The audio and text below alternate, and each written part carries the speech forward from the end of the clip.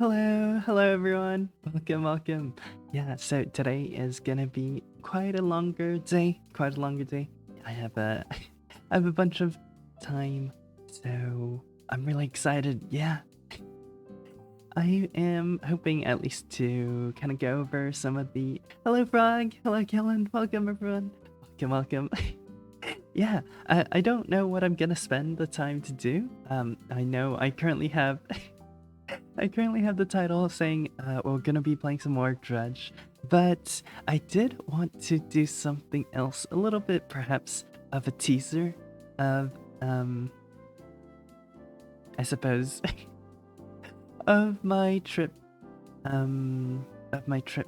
Yeah, so let me try to set it up. I don't know I don't know how oh shoot.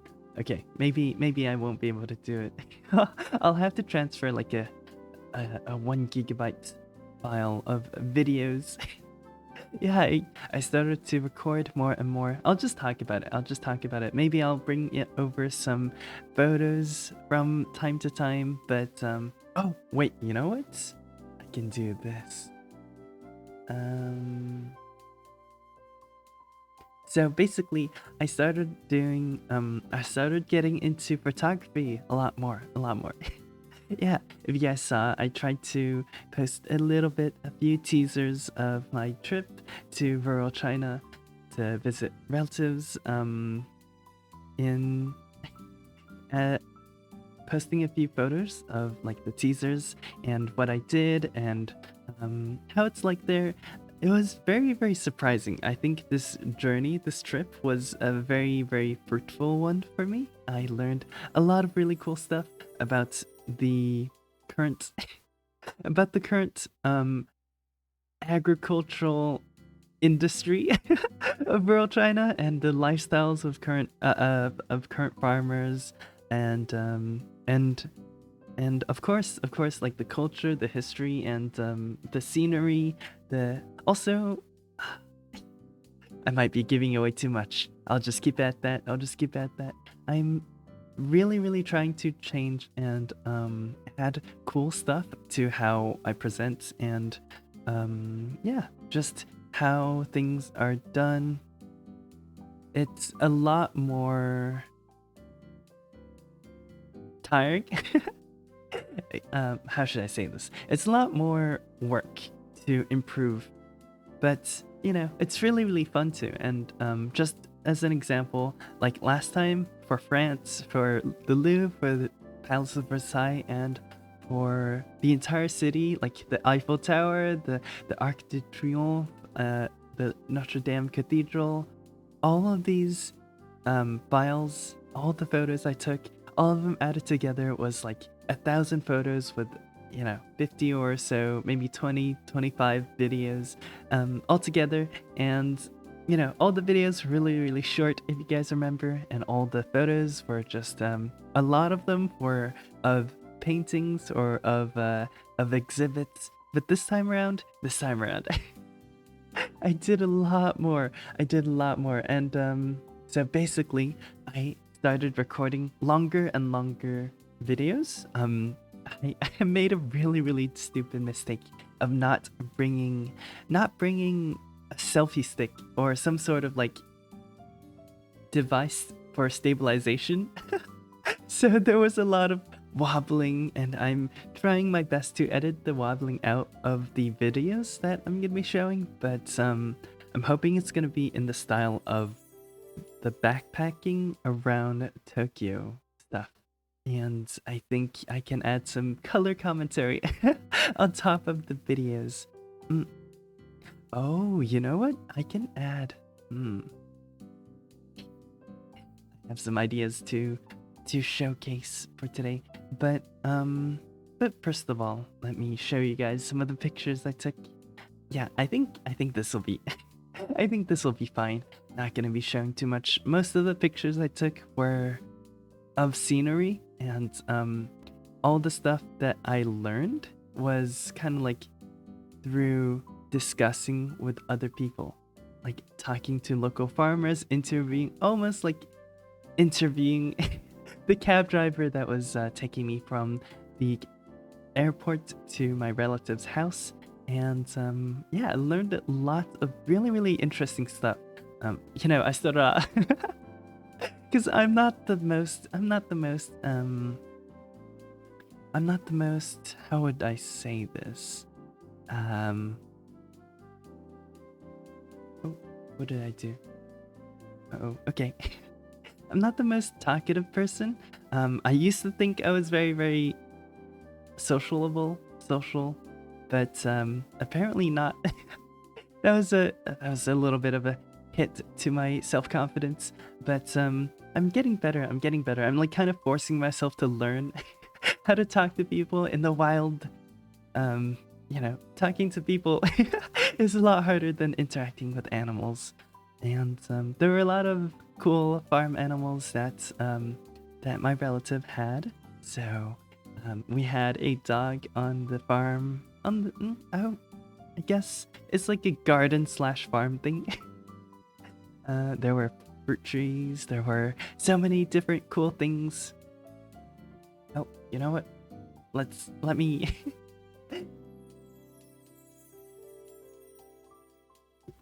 let me change the title for the time being.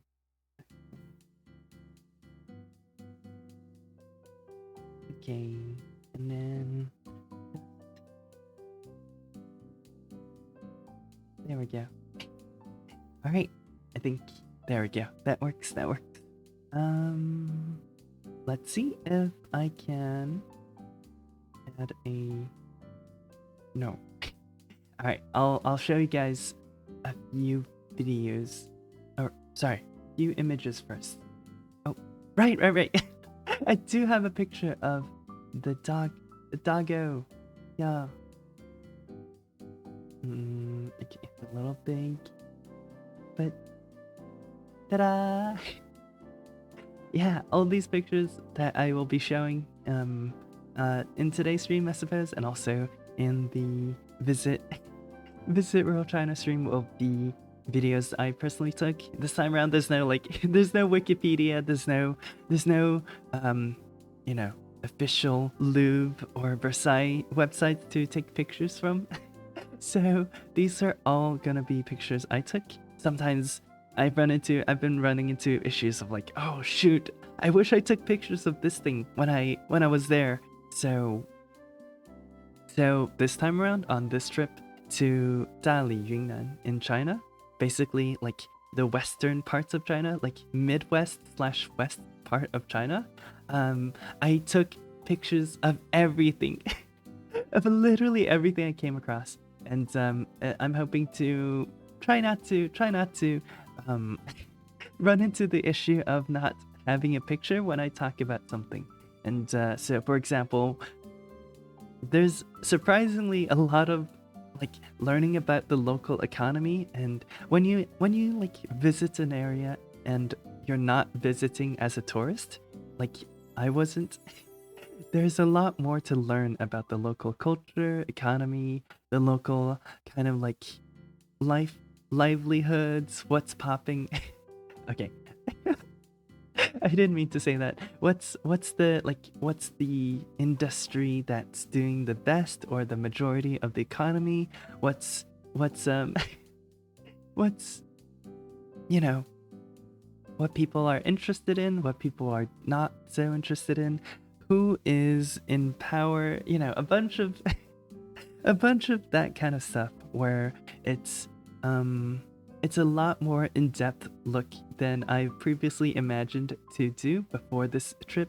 However, learning about so much and talking about so much with people there made me really want to like try to bring back that knowledge and insight to you guys, and hopefully I can share that well on stream. Yeah.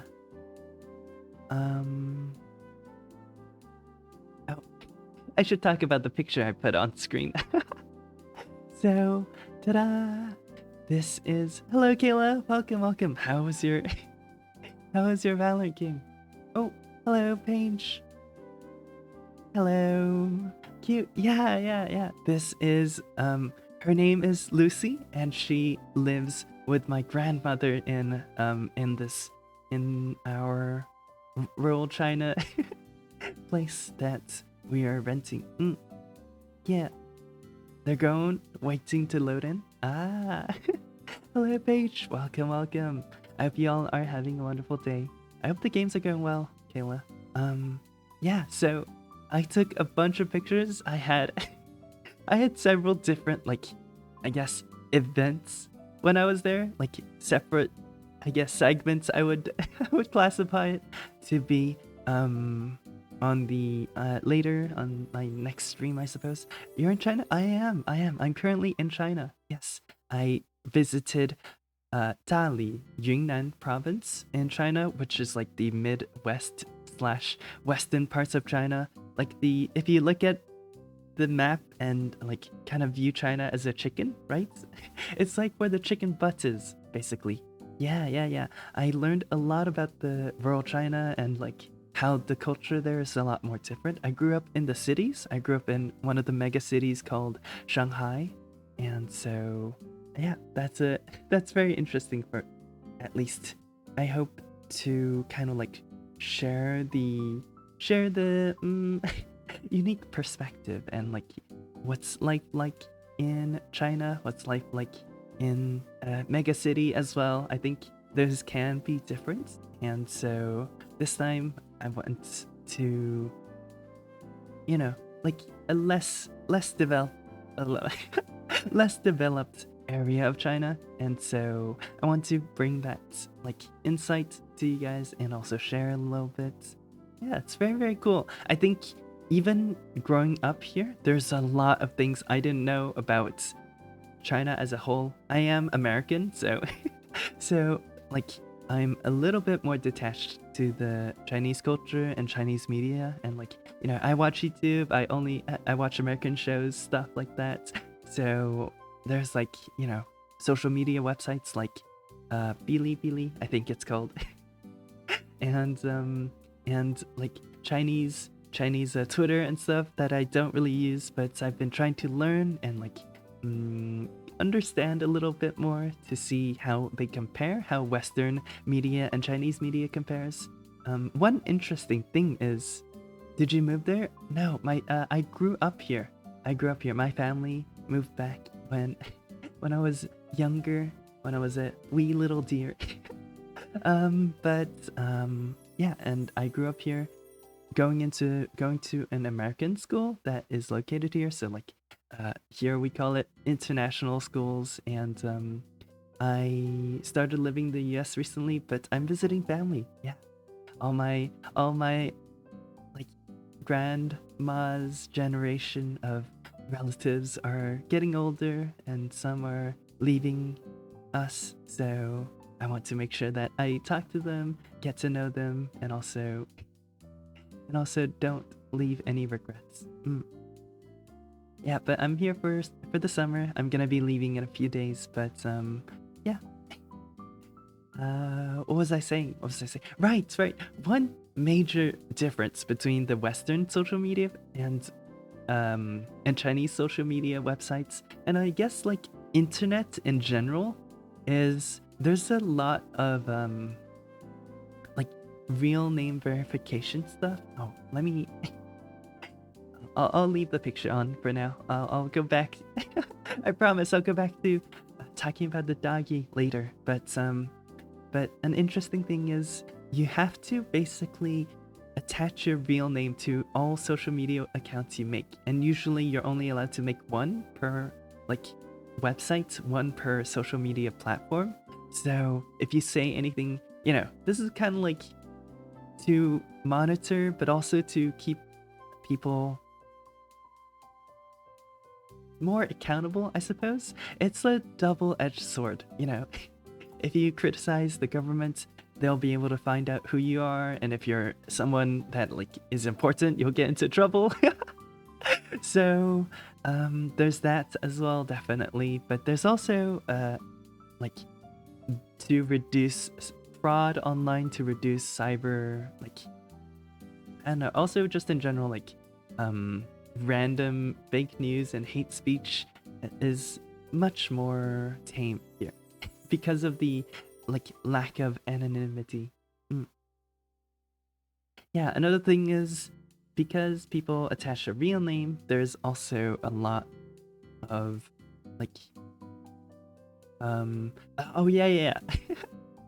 They changed how this real name attaching system works here. So VTubers in China on VTube on like Chinese Twitch, Chinese live streaming platforms have to attach their real name now. There's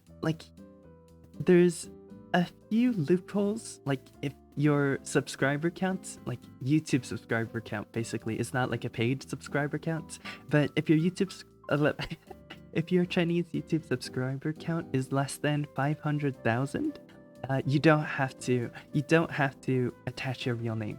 And so there was a big period of time where VTubers in China were like deleting followers, deleting subscribers from their from their channels to like keep the subscriber count at like 450,000. It's really interesting. It was really funny to watch, like the chaos and the and the entire scene kind of like getting turned over by a random law a politician decided to put in place. But there's also people like using loopholes of having someone else register and having someone else be the account owner for their VTuber site, but that also gets you into trouble because you can't impersonate, and it's just a bunch of issues for VTubers in China. But also, speaking of VTubers in China, there's a lot of differences for how VTubers in China like stream compared to like people on Twitch and YouTube, VTubers on Twitch and YouTube. In China, VTubers do a lot more just chatting streams. There's a lot more of just like talking about, you know, what's going on, talking about things, talking about like anime and stuff, than actually playing video games. There's also a lot more music, a lot more narration, a lot more ASMR and stuff like that, and a lot less gaming in general for VTubers specifically. There's a lot, you know, there's definitely gaming streamers, but VTubers apparently like took on a different kind of approach to streaming, I suppose. And that's been pretty interesting to learn about. I also know that for VTubers, they have a lot more presence. Like, how do I say this? They have a lot more presence in the real world as brands start to look for more digital influencers to help brand deals, help promotion, help marketing. So VTubers started taking the role of some traditional, like, you know, B-list, C-list, D-list celebrities as people, like, because there's also so many more people online, like the numbers for creators online are just like hugely larger. I was gonna say inflated, but most of them are real. There's like some people who bought their accounts or whatever. but yeah, like just because of the sheer number of people who are online in China, a lot of the creators easily go to like tens of millions and hundreds of millions. I think so. Yeah. And live stream viewer counts are crazy. Like a mid-size successful streamer, I suppose, is like in the thousands, over 5,000 to 10,000, and like huge large size streamers are comparable to the US or Western streamers like Ibai or I don't know, like Casual, I suppose. So like, you know, in the like 50,000s, 80,000s, I suppose. Yeah, people are really fascinated with live streamers. There's also an area of live streaming that's very different. You don't really see it in America, and that's called live uh it's called like it's basically like TikTok shop live streams where they live stream on, let's say, Amazon as an example.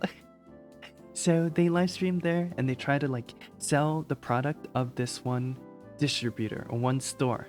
And so what they do is they go through a rotation of products, and you can go into the live stream and ask about the product, and it'll be this one person who has a decent knowledge about the product, and it's almost like visiting a brick and mortar store for this brand. Let's say you are going into what example should I use? Maybe like a Huawei store.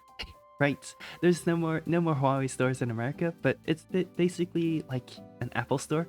And you go in, you want to ask about phones, so you drop into their live stream on the Chinese Amazon, and so you ask about the products. The person on the live stream will respond, and usually these are like much less people watching because they like go in and ask their questions and they leave. But it's a job that's being paid by. It's like a salaried job by by the actual online stores. Yeah. It's very interesting. It's very, very unique. Some people get so successful doing these that they can shift the entire online digital economy. Yeah, so there was this one person. I should try to find out the names. I'll Google Chinese live streamer.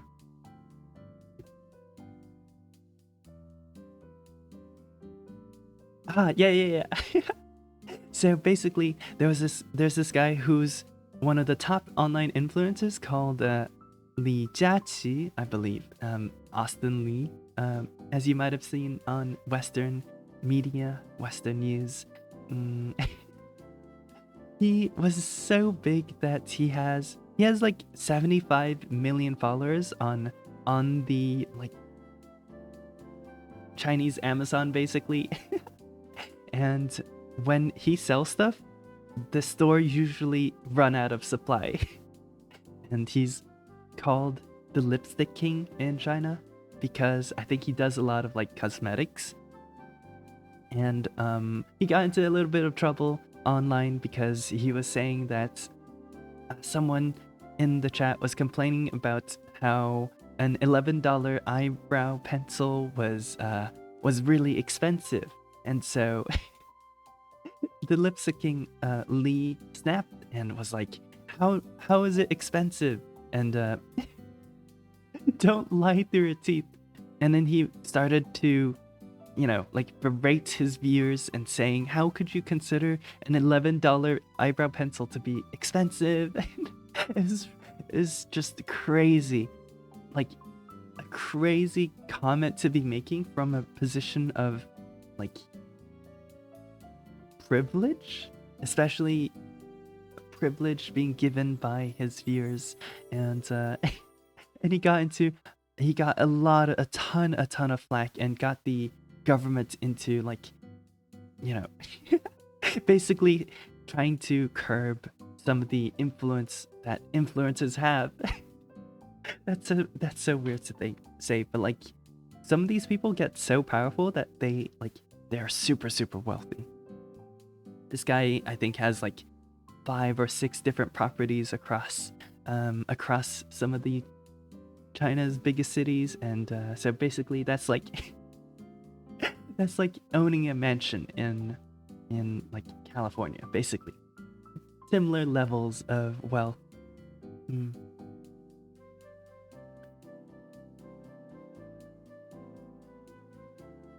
Oh yeah. I'm reading this article now, and it mentioned that this guy also got into trouble for showing an ice cream that looks like a tank. And in China, any mention about Tiananmen Square or the Tank Man gets you erased from the internet. So he disappeared for 3 months.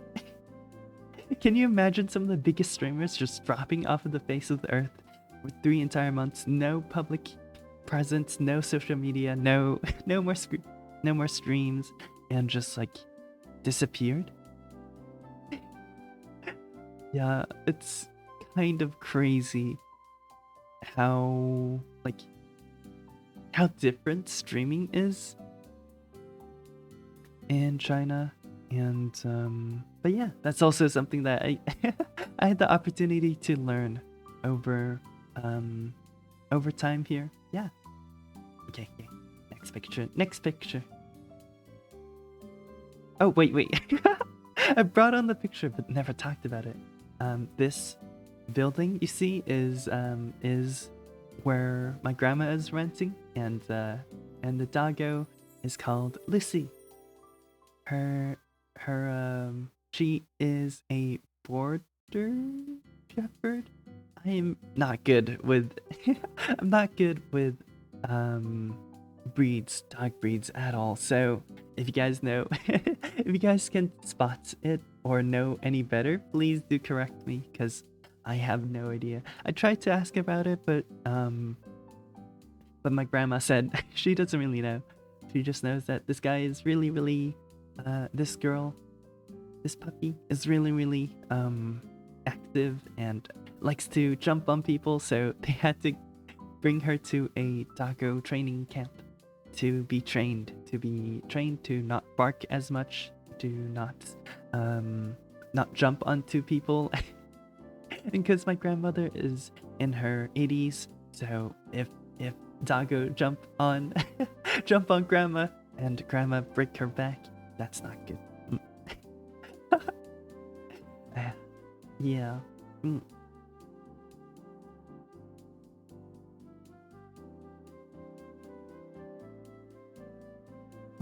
Okay, and we do have a few more animals. We used to have a chicken on the farm. We used to have a cat, or we still have a cat, but I did not see the cat a single time when I was there for several days. The cat likes to go out in the day, just like wild, like restricted, and then at night the cat returns to the house to rest. But I've never seen the cat somehow, so I don't even know what color the fur of the cat is, or whether it's a he or she. And it's a little bit of shame, no pictures of cat. I do have pictures of rabbits, but we have 2 rabbits, one white fur, one dark fur, black fur. But I do not know their names, and I don't really know much about them. I just know that they're pretty scared. I got to touch them briefly on my first visit to the pen. Yeah. We also used to have a chicken, but the chicken got messed up by Lucy. Yeah, so we had to unfortunately kill the chicken and eat it. But we used to have the chicken, and like we would take the eggs, we would, we would take care of it and feed it leftovers or seeds or stuff like that. But unfortunately, the chicken and the dog got into a fight, and the dog won. Basically what happened, it was like, I think the entire story was something like the chicken was outside and the dog was locked inside, but our doors are glass doors, so the dog watched the chicken eat all of his food, all of his lunch, and so Lucy got super mad. And the second the door was opened, he started jumping and biting and clawing at the chicken, and so the chicken got into like a very miserable state with blood all over the neck, all over its neck. And I don't know whether it lived or died, but we had to basically butcher it afterwards. It was very gruesome. Yeah, a little unfortunate. But after that, we do have. Is that all the pets we have? I think that is. Alright, moving on. Moving on to the next picture.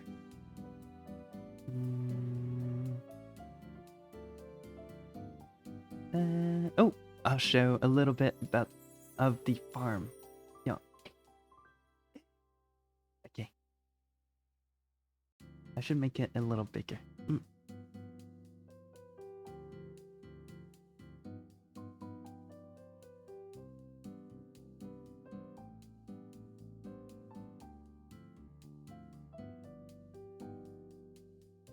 Yeah, so this is the garden slash farm that we have. It's not too big. It's not too. Thank you so much, Frog. I don't know. I've been improving very quickly. Quickly. I'm pretty proud of some of these pictures, but there's only a few. I like looked through all of them, and most of them are only good enough to be like shown on stream when I'm talking about stuff. But you know, I handpicked these pictures to be like good enough to to stand on their own. I have one really cool one that I'm super proud of. I think I can show it. Yeah, I do have it. Okay, nice. Yeah, so this is the farm. This is the garden. We have a bunch of different plants, vegetables, flowers, and fruits planted here. We have apples, we have walnuts, we have apple trees. Wait, I think apple trees, walnuts trees, pear trees. There's so many pear trees. There's so many pear trees. We weren't able to finish all of the pears that were dropping around when I visited, so like it was just piled up in the house. Piled up 2 buckets of pear, one entire like basket, like those huge harvesting baskets, baskets, 2 smaller baskets, 2 smaller like gift baskets, 2 also 2 like plastic bags. The entire suitcase I brought over to be like for my clothes and stuff. I had to I had to stuff full of pear because my grandma was like, "Here, take it. We can't we can't finish it. We've been eating pears for dinner, breakfast, and lunch, and and even more. Afternoon snack, tea snacks, afternoon like bites and stuff. So they're starting to get tired of pear." And I was their savior. I took so many back with me, and now I'm getting tired of pear as well. But pear is one of my more is it my favorites? I think grapes would be, but pear is a close second or third. So I really enjoyed eating a ton of pear, and pear, apples, walnuts. What else? There's a few like lettuce, leafy vegetables. There's a lot of like flowers as well. We sometimes go pick flowers. It's really cool. The field in the middle, I don't really know. I think they just finished farming it, so it's like just grassy stuff.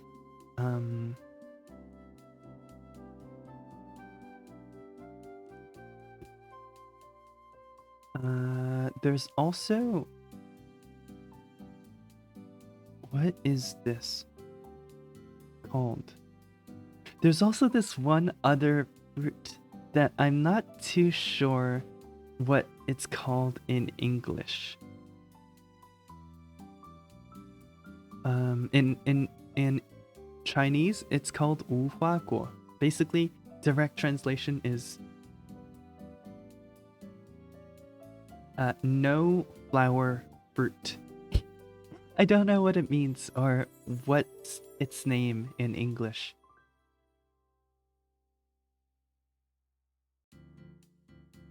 Fig tree? Let's see. Let me go do a little bit of reading. Okay, so it's called figs, right? No. Yes? Yes. figs. I don't know if anyone eats it in America, but I don't really like the taste. It's pretty like bland, but it's pretty popular in this place in China. And yeah, there's also we plant a bunch of flowers as well. We plant. I think that's it. I think that's it. So it's lettuce, leafy plants, apples, pears, walnuts, and that's it. Yeah. Mm. So each of these like individual fruits have like different purposes. They're not planted there for just like random for a random reason. Let me see if I can find my oh, okay, give me a second. Let me go steal the cursor. Ta-da. Yeah.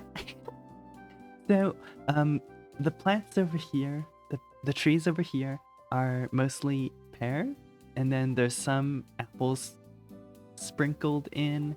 This one over here I think is a walnut tree, and I believe the lettuce is over here, and then these are like flowers, and then this is a huge flower like tree slash thing.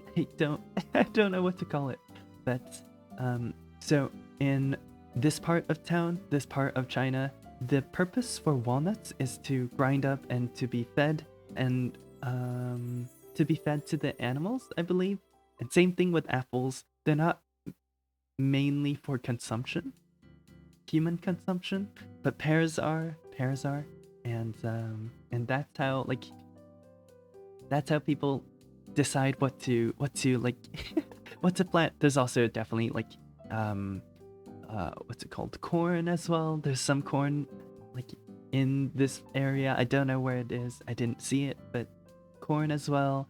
And we also have another acre, small, maybe like half or quarter acre of land somewhere else, like over here.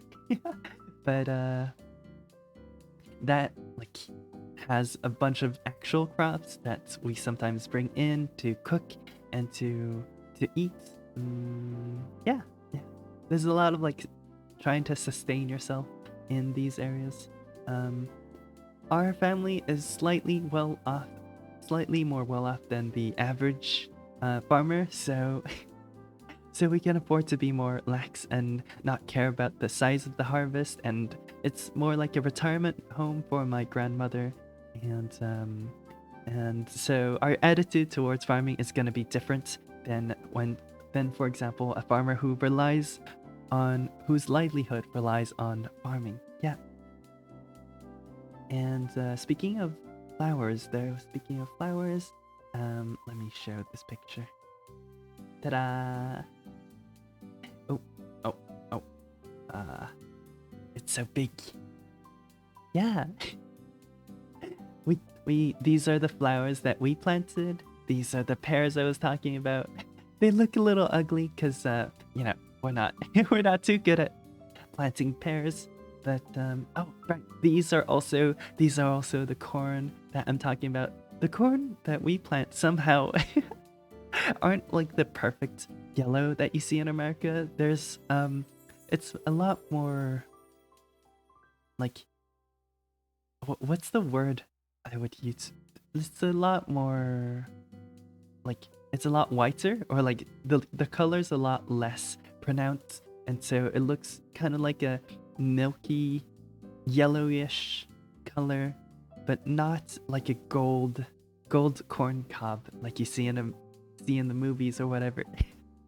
So, and there's also like a bunch of different like darker individual kernels for some reason. I don't really know why. I think it's just the like species of corn, I guess. And they're a lot more mushy compared to American corn. American corn, you bite it and it's like the juice kind of spews out at you.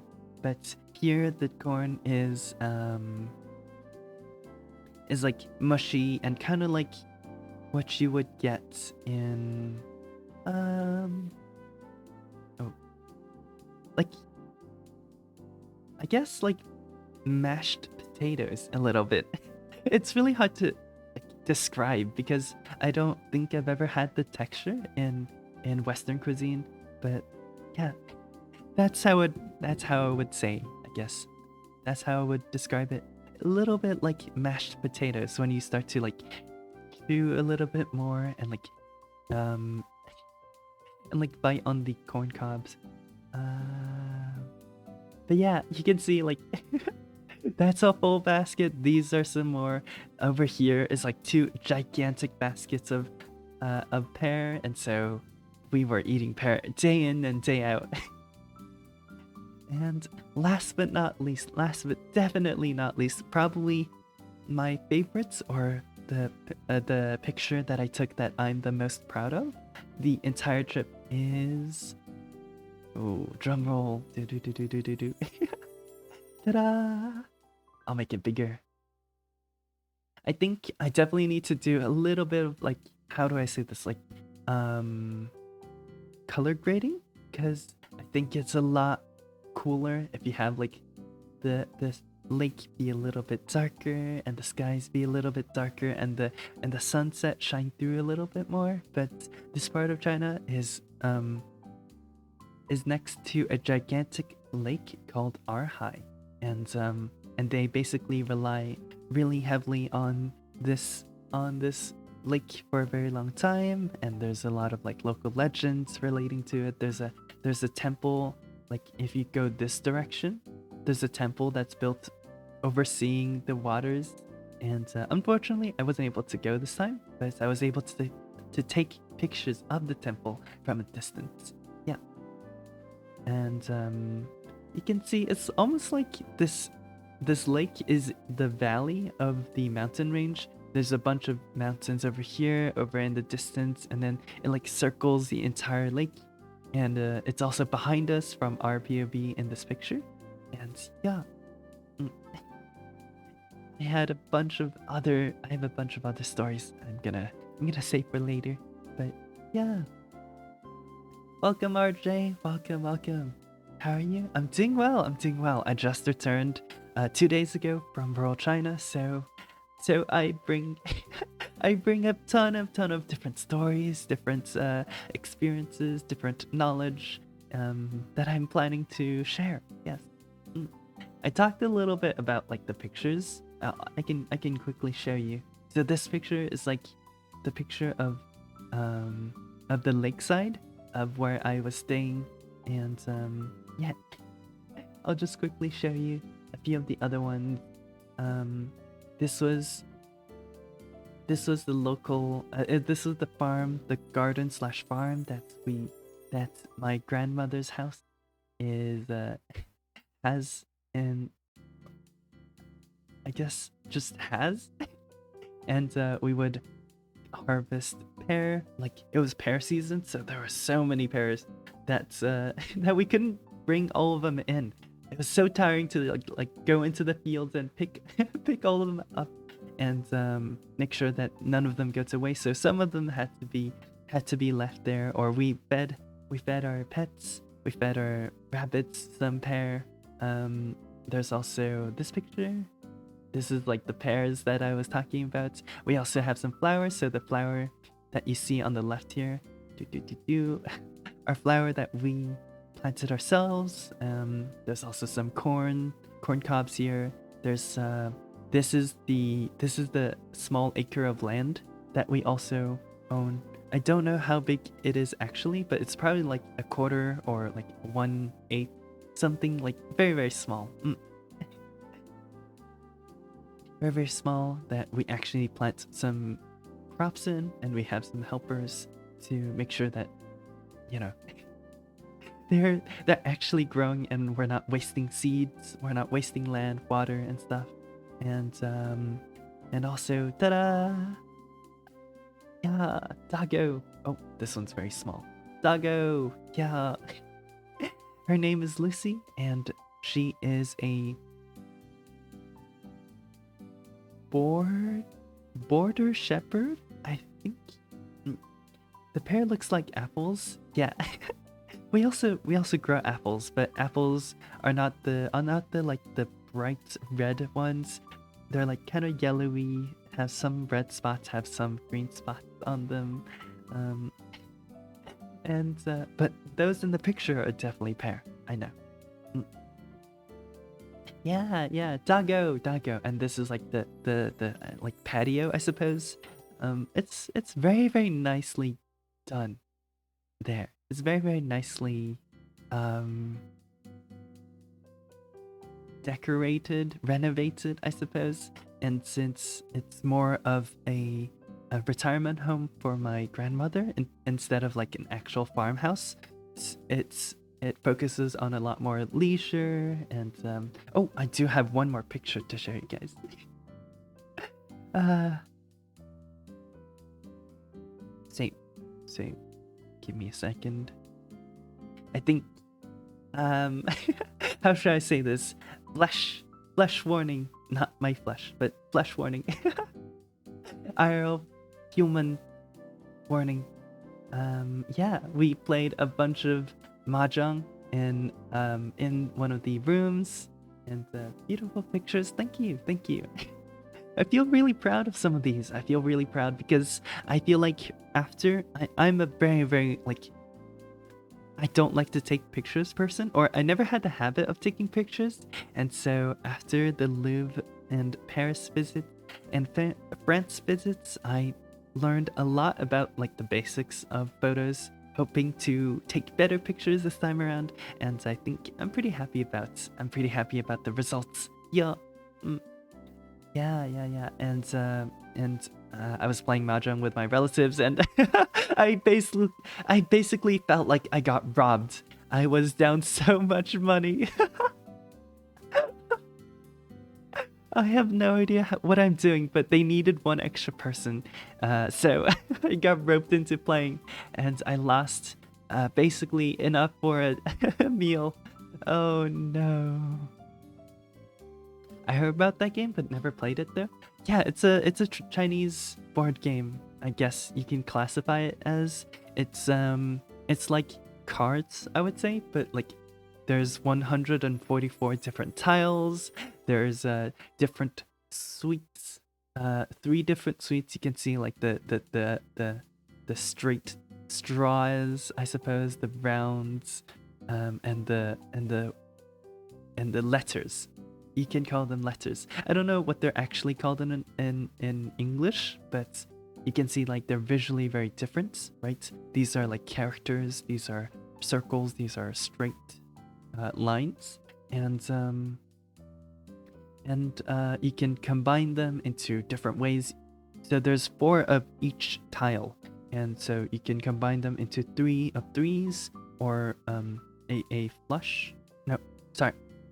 A straight of 3s as well. So 1, 2, 3, or 4, 5, 6, something like that. And when you have basically the simple version is we played. There's like multiple, like so many different rule sets, but I know how to play dominoes. It's a little bit different. But like the basic rule is like, you set up these either 3 of a kind of, or 3 straights, 3 individual straights, and set up 1, 2, 3, 4, 5, no, 4 different 3 like triplets, 4 different triplets, and then the last 2 tiles, because you have a 14 tile hand, the last 2 tiles have to be a pair, and that's how you like win. That's how you pull, what as they call it here. It's very interesting. Yeah. But Asian elders are known for being very very good at this game, because that's like their pastime. They don't go online. They don't have like golfing. They don't have a lot of other stuff. They do knits. They do like do outdoor activities and stuff, but like most of the people just interact with others. This is like their social events. This is like their friends gatherings, like Thanksgiving, I suppose. So people like to go to the local um, community card rooms, I would say, like tabletop centers, and play this game, play mahjong. And so you have to be very careful if there's an Asian elder that like tries to rope you into playing mahjong and you're betting money. Be very, very careful because she will wipe you out. Yeah, yeah. Mm, I think. Oh, I do have one more picture. I do have one more picture. Oh, not picture. Media source that I want to share with you guys. Media file. Give me a second. It's really cool. I'm super glad at how it turned out. So I'm gonna try to show it today. I might be, I might be giving away a little bit too much, but oh wait, nope. Oh no. Okay. Let me set it up. Okay. Ta-da! Yeah. Ooh. Look at it. Look at it go. It's super pretty. Like I mentioned, because we're in a little valley area, like the mountains block the sunset, and the way the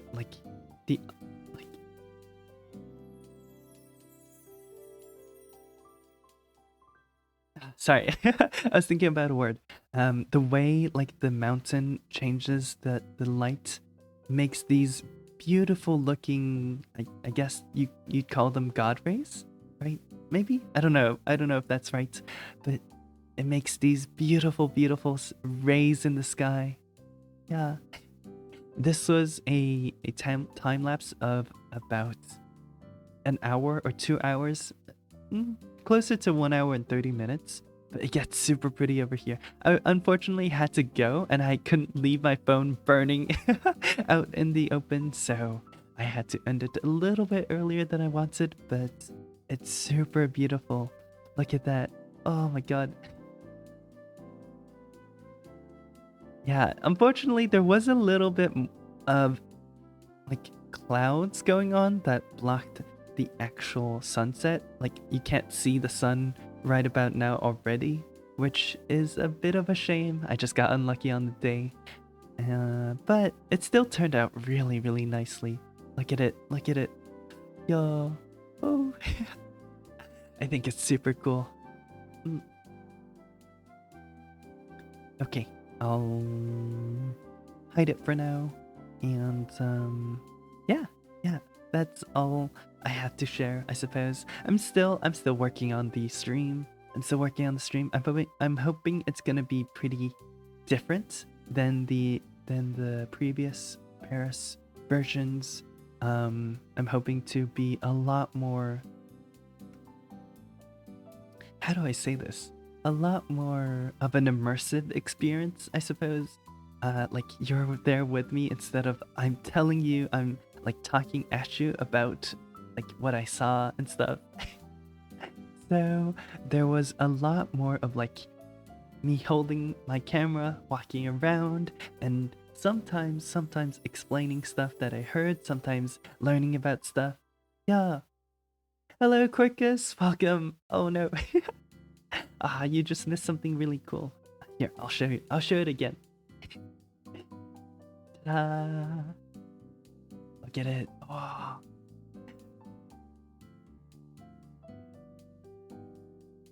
Yeah, this is the time lapse I took in where I was staying at in rural China. Yeah, super nice. Look at it. The god rays. I hope I'm hope I'm using that term right. Yeah. I had I can't speak, sorry. I had a bunch of cool pictures I was showing off earlier as well. Yeah, basically recounting my trip, recounting my journey to rural China. I'll definitely go over all the cool stuff that I saw later, as well as I set up another kind of like visit Paris, visit China episode, world tour episode? No, like season, I suppose. I don't know how to categorize it, but basically we're gonna have a few streams where I talk about different parts of China. I had the opportunity to go to rural China, which makes things a little bit cooler. I have 2 locations this time instead of just the city where I'm currently residing in.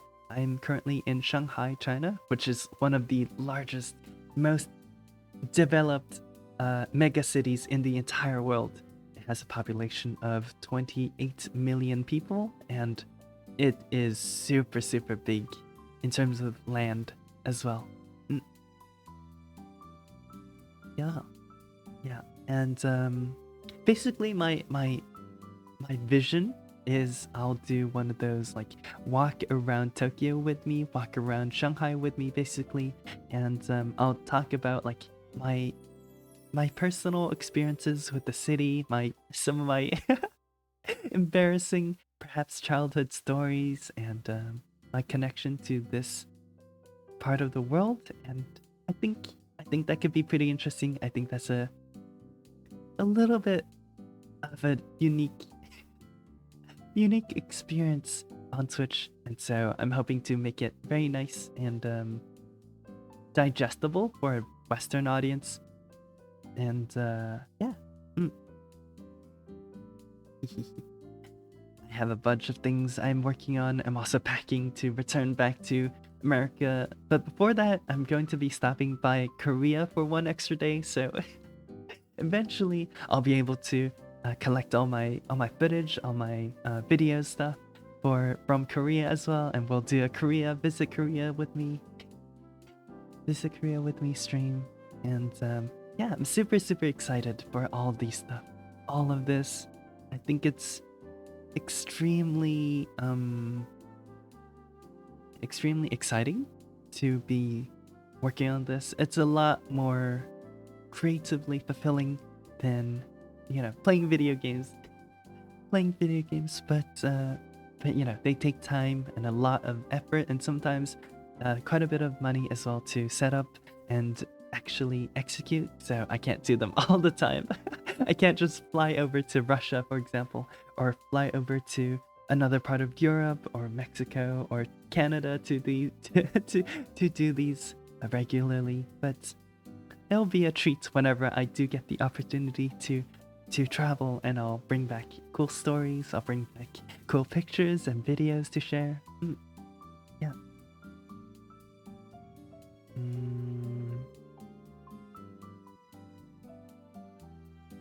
Oh, you know what?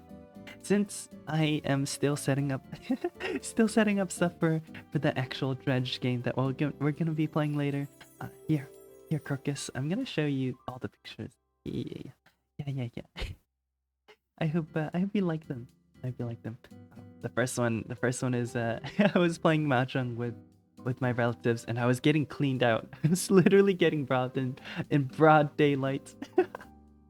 Yeah. So there's also this picture where where it's, you know, showing off the flowers in our garden, the pears that we farm, and the corn cobs that we farm, the pears that we pick.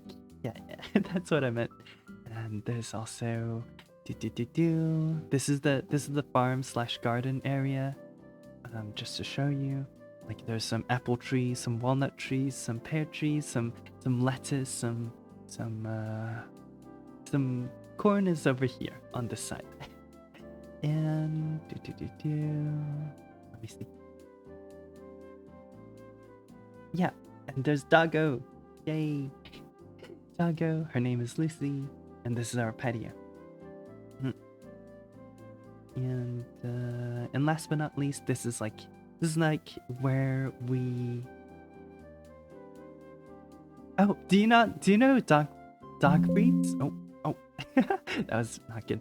Do you know dog breeds, by the way? If you do know, like, please correct me if I'm wrong. but I heard she is a border shepherd.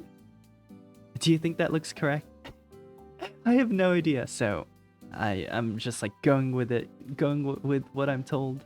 But last but not least, this is my favorite photo. Oh, it's super big. This is like kind of related to the time lapse, I suppose. But I was able to take this picture on my first day there, and this is like the lake that the city, or not the city, the area is located around, the town, the village, and yeah.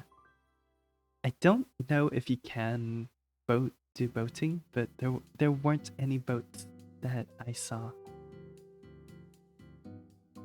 Yeah, a quick rundown of what we did in the past hour. It was really fun. It was really fun. I hope to try and capture the like authenticity, the genuine experience I experienced there myself. So I hope to bring that back and explain everything to my best abilities in like easy to understand from a Westerner's POV, I suppose. Yeah, I'm gonna try to avoid like all the more contentious subjects and just talk about like what it's like living here, what it's like living in a city, a mega city, what it's like living in a a metropolis, and why it's different, how it's different from my experiences living in American cities or European cities.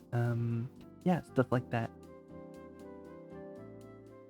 Or I guess even compared to other mega cities like Tokyo and stuff, because there's just a bunch of like, I think the most interesting thing to me about China and like the life here is just the sheer amount of culture and history behind everything. Yeah, so like a random wall here in this village was like 1,000 years old.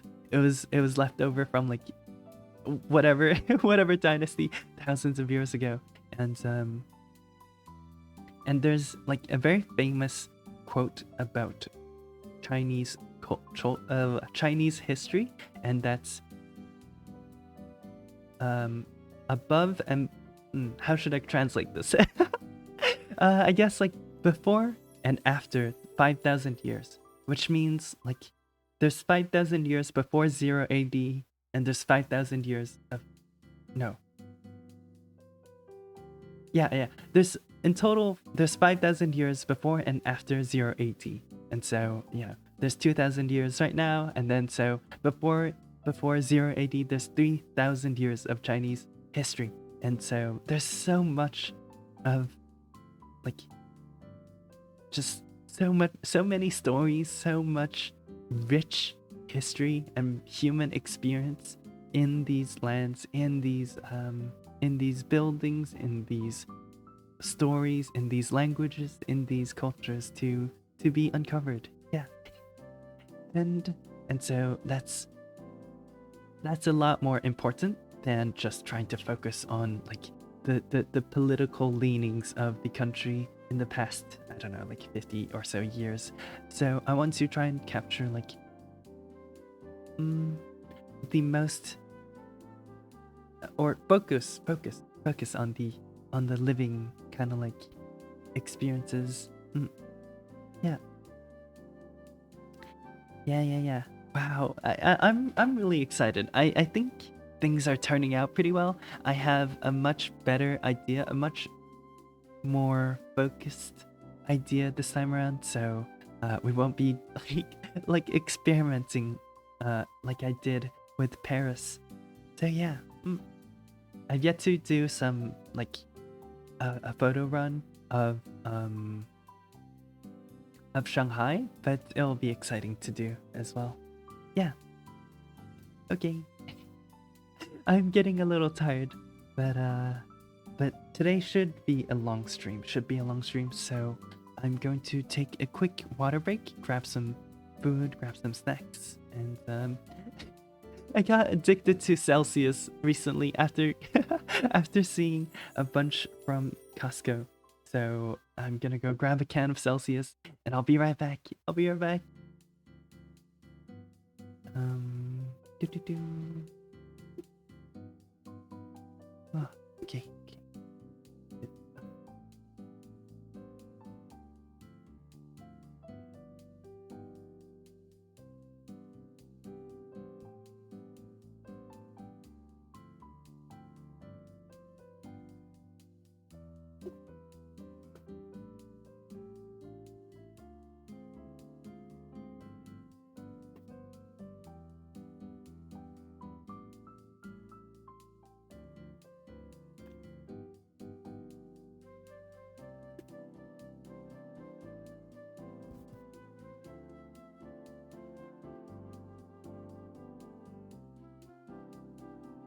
All right. I'll switch over to actually playing Dredge now. Dredge.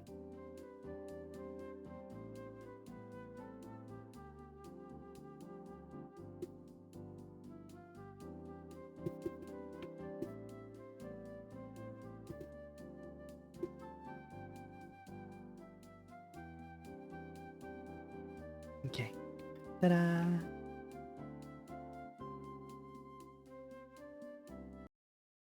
Yeah. Okay. All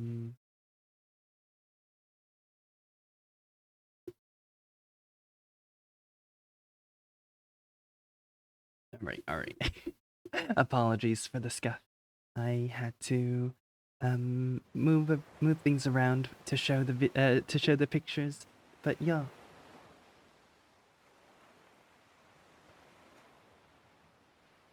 All right. We are going to be continuing with Dredge. Things are getting a little exciting. Oh, it's a little loud. Ow, ow, ow.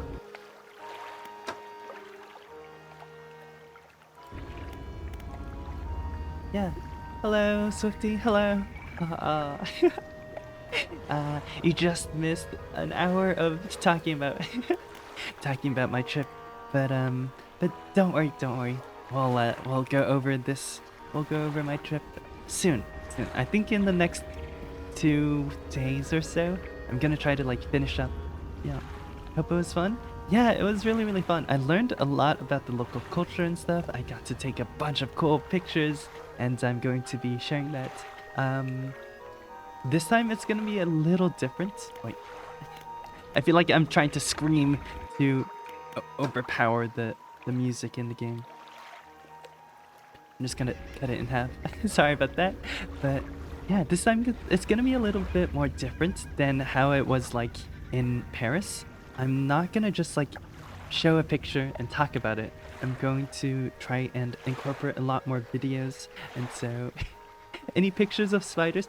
I actually do. Unfortunately, I am deathly afraid of deathly afraid of spiders, but there are so many in like the rural areas. So it was kind of hard to you know what? I'm glad someone will enjoy the picture of spiders. Oh gosh. Okay, my nose is a little stuffy and I'm a bit tired from all the traveling, but I'm excited to be here for a good time. I think today will be longer, but unless I get super drained in the middle, we should be we should be good. My internet's so bad right now. Oh no. I hope it fixes itself. I love spiders. Really, guys, come on. I can't do spiders. I am. You guys already know this, but I'm a little bit of a scaredy cat, so I can't do it. Okay, wait. We have to sell. Yeah. I'm gonna buy 2 crab pots.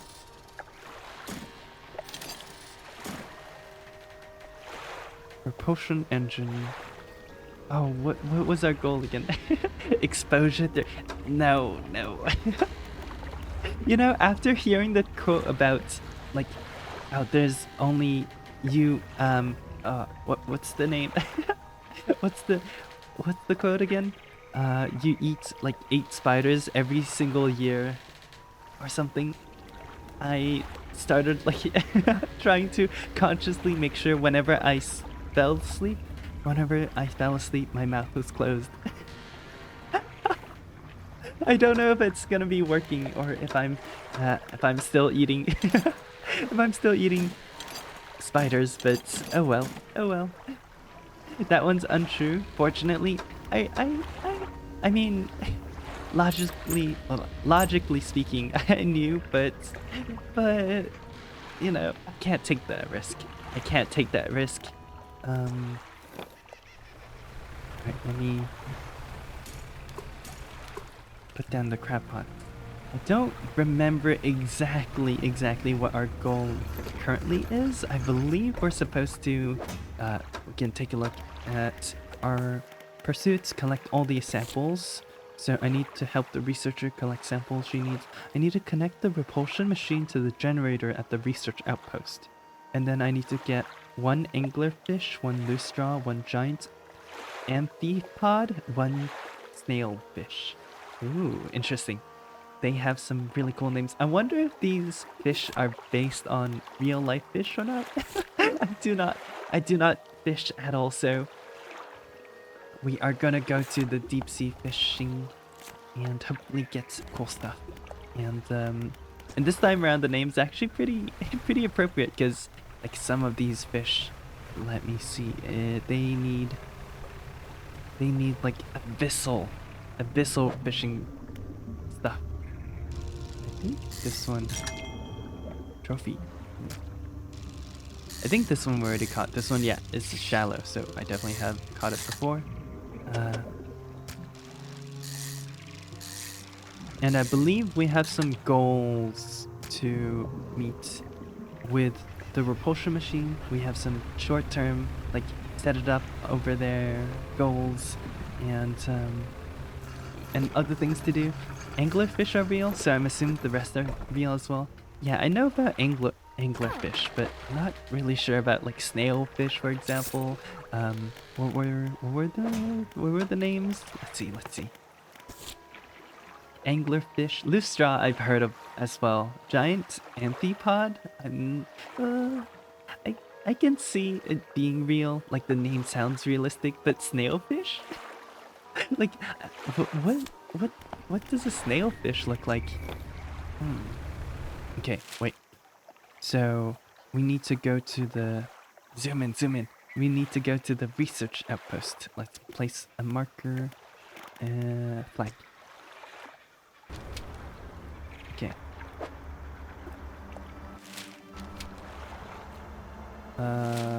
Okay. I think it's this way.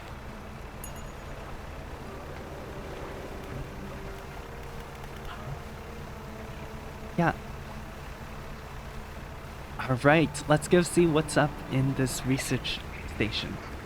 Is music still a little bit too loud? I feel like, I don't know why.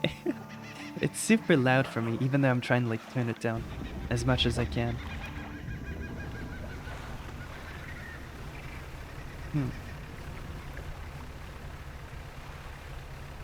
Alright. This place also looks really interesting. We fished those before. They're called barracudas. Hello, Zunion. Welcome. Yeah. Today we're gonna be playing Dredge for a long time. I'm hoping to finish the game, basically. Oh, whoa. Latching snapper. What is that? Swollen fish folds back over its eyes. Cracked lips bleed through the mounting scar tissue. Ooh. Spooky. Yeah, I'm gonna be hoping to finish the game today and see how far we can get. I have a bunch of time set out to the side, hopefully to be able to stream today. I'm slightly tired from all the yapping earlier about my trip, but I am still fine for now. A small object rolls out underneath the generator, covered in dried salt. Activate the machine? Yes. The repulsion machine hums and whirls to life. A few seconds later, a bright light shoots from the top and an alarm begins to blare. The researcher said this should keep the creature at bay for a time at least. Okay, I'll have to watch the VOD. Yeah. Wait. Let me see if I can. Okay. I shouldn't interrupt the games. I shouldn't interrupt the game. Yeah, but yeah, for quite a bit. I was so thirsty towards the end, but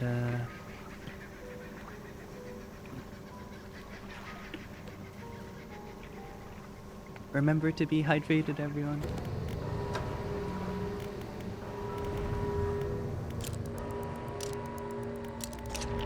Okay. We're gonna refresh the timer. Oh, thank you so much for the hydrate.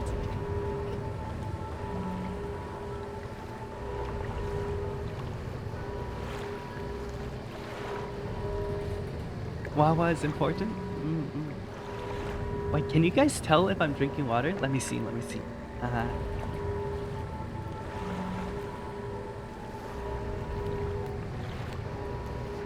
Kind of, I guess.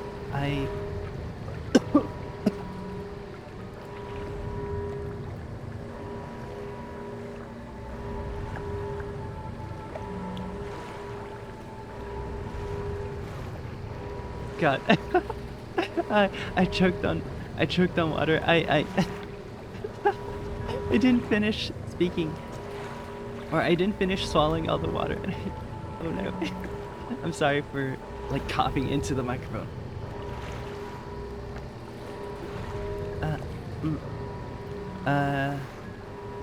What if you just never drank water though? It can't be. I mean if you get all your water through IV or your food, maybe, but I don't know where I'm going with that. Your model moves in a very clear drinking way. Should move the mic in way closer for some water noises. I mean, how do I say this? I'm a little bit self-conscious. Oh, okay, wait. Our first deep sea water fish. Anglerfish. Whoa. Look at it. Look at it go.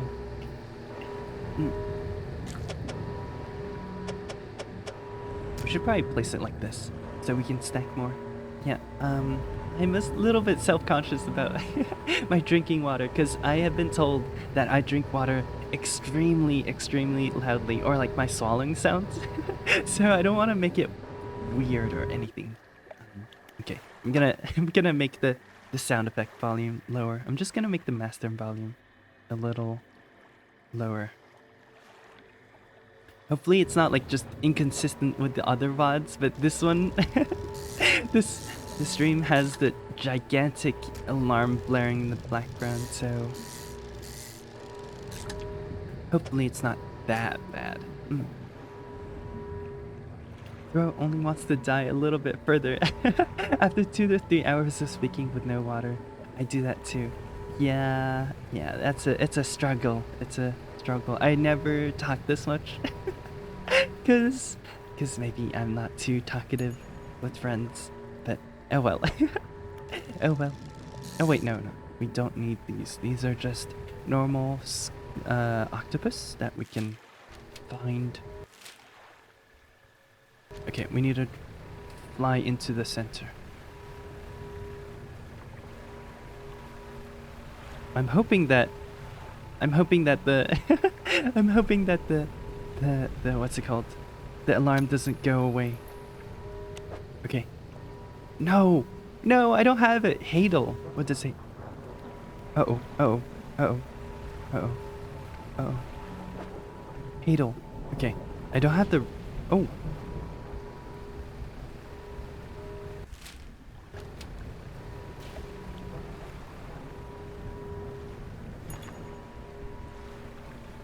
Wait, where am I going? I don't have what it takes currently to fish those. Alright, we'll take some valuables on the way before we run. We'll have to wait for the next day, which is kind of annoying. But oh well. Oh well, I am going the wrong way.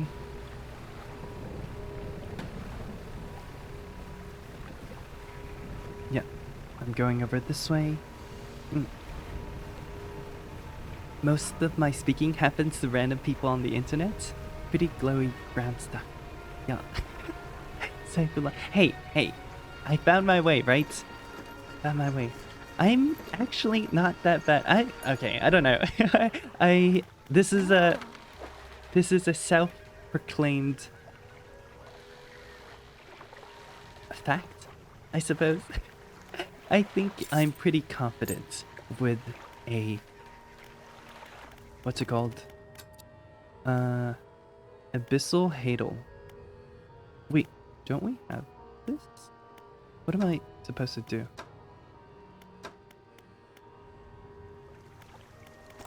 Let me see. Let me store this for now. Oh, wait, I didn't have money to buy it. Ah. 450. Okay, 405. Let's go. Nice. 4 hours.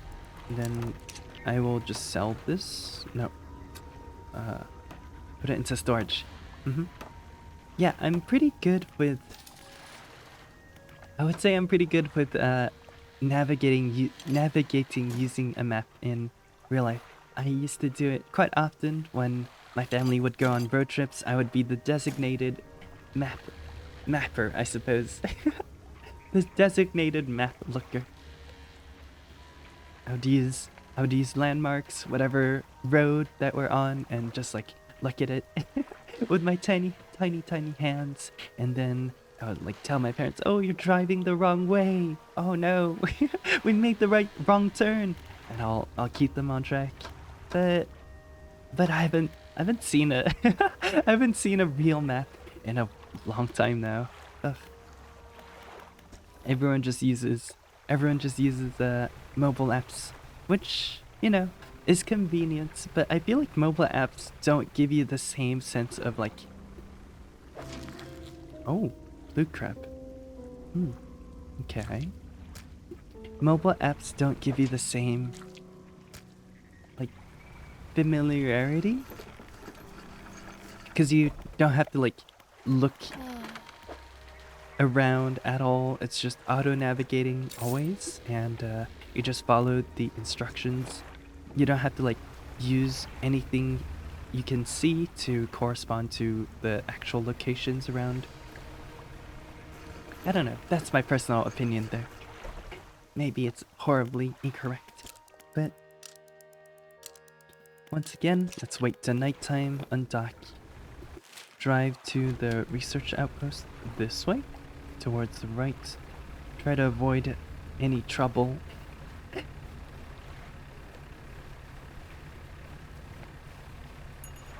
Ooh, fish in our trail nets. Ooh, nice. Okay. Maybe upgrading our trail nets, trawl? Maybe that's the right word. Trawl nets, a good idea, because we have basically the most beginner entry-level trawl net, and we could be earning money, passive income, with better nets.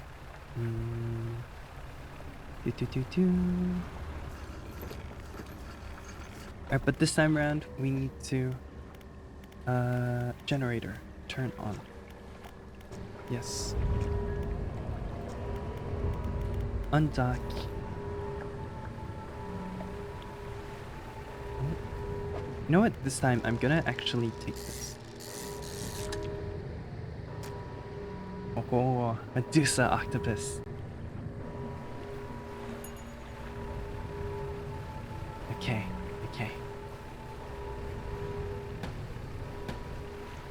Wait, I'm going the wrong way. Alright, into the center we go. Ooh.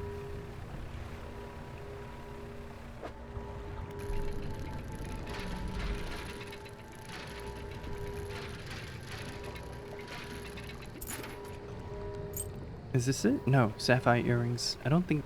Ah, it's this one. Oops. Whoa. Relic discovered. Engagement ring. It's a huge ring. Oh my god. Whose fingers fit on this? Hadal. I'm sure these are probably giant amphies.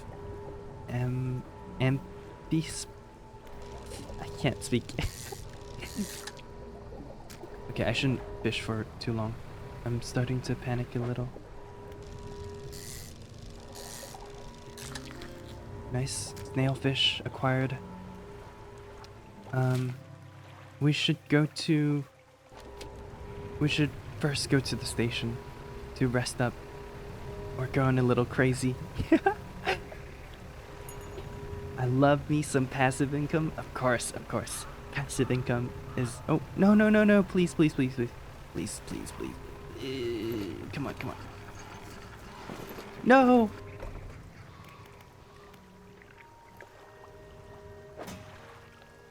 Okay, well... Okay, we have one more. So, don't sell the fish. Sell the octopus. Okay, and keep those. And put them into storage. And rest. And then shipyard. Repair. And then we leave to the old fortress to turn in our research or our samples, and then we go over to the research outpost again for the next night to gather the last few. Alright, I think that's a good plan.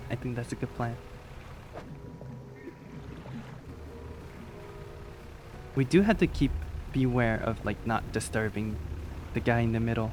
You can see his tentacles. Its tentacles coming up. Be careful.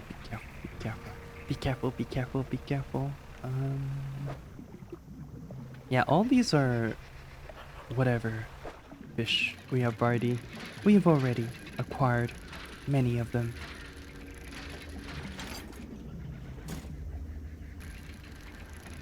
I hope I can turn in stale fish as samples.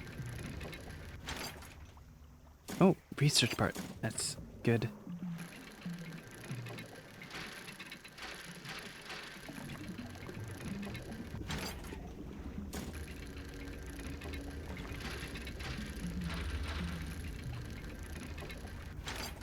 Okay, we're out.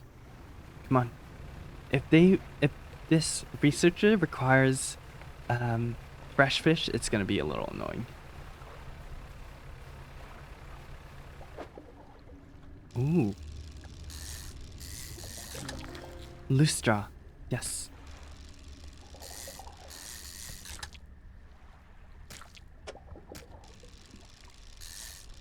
Come on, give me the aberration.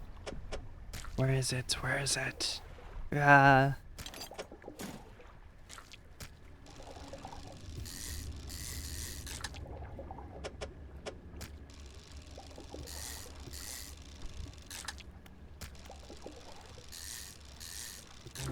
There we go. Nice. Okay, 55, 62, 62, 62, 62. Okay, nice. Alright.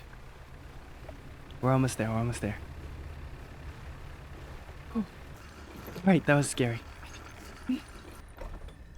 The stream time on my end says over 24 hours. Oh god. I'll be honest, I have a pretty bad stamina when it comes to streaming. I think I'm trying my best to like increase it over and over, or increase it to be longer. But I do find that when I do go like do longer streams, my energy levels towards the end kind of just dwindles, and that's not too good.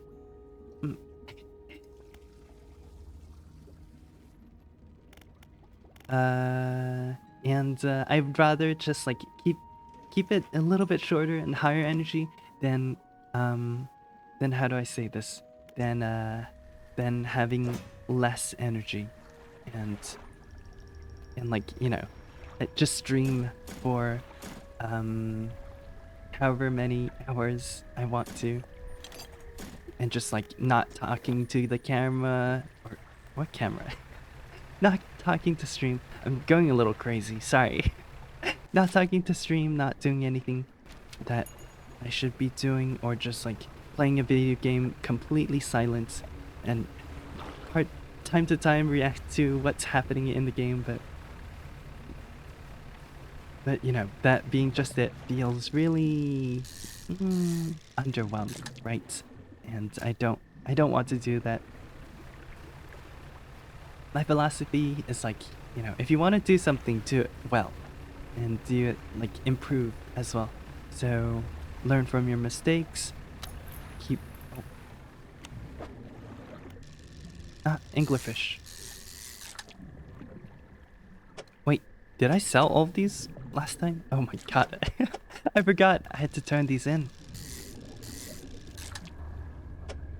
Okay. Wait, I went to the research station. Why did I do that? Alright, well, I guess let's first rest up. Oh. Let's rest up.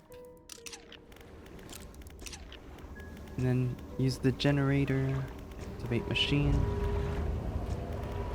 And then leave. Yeah. This time we should go to the fish shops. We can just directly drive over. Do people call driving boats? Do you drive a boat? Or do you... what other verb would it be if not drive? Steer? No. Steer is more like direction, right?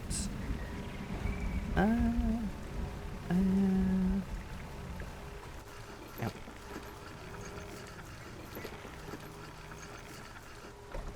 Okay, fish market.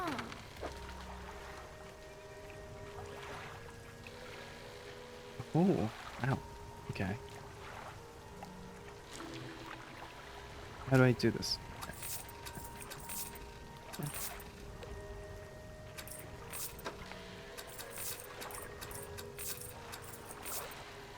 Nice. Okay.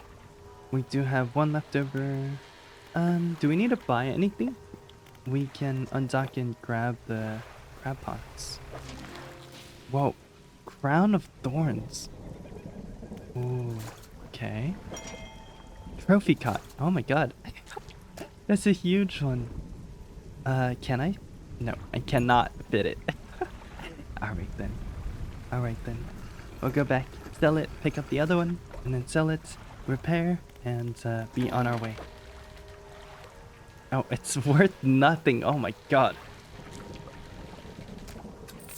Well, that's not worth our money. I'm a little upset. Pick up.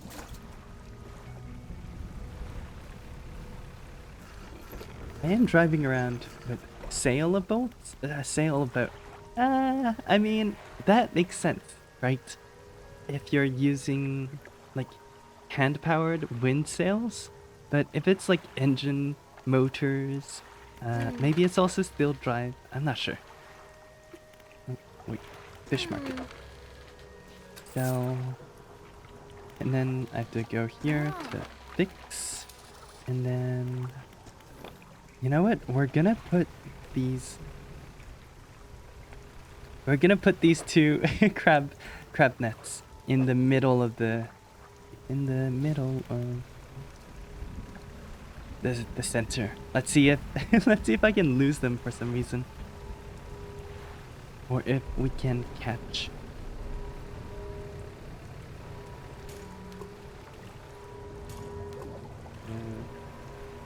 Spooky.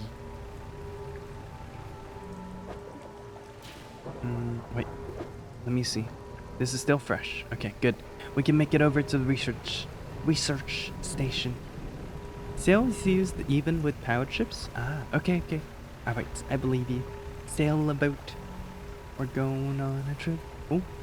Ooh.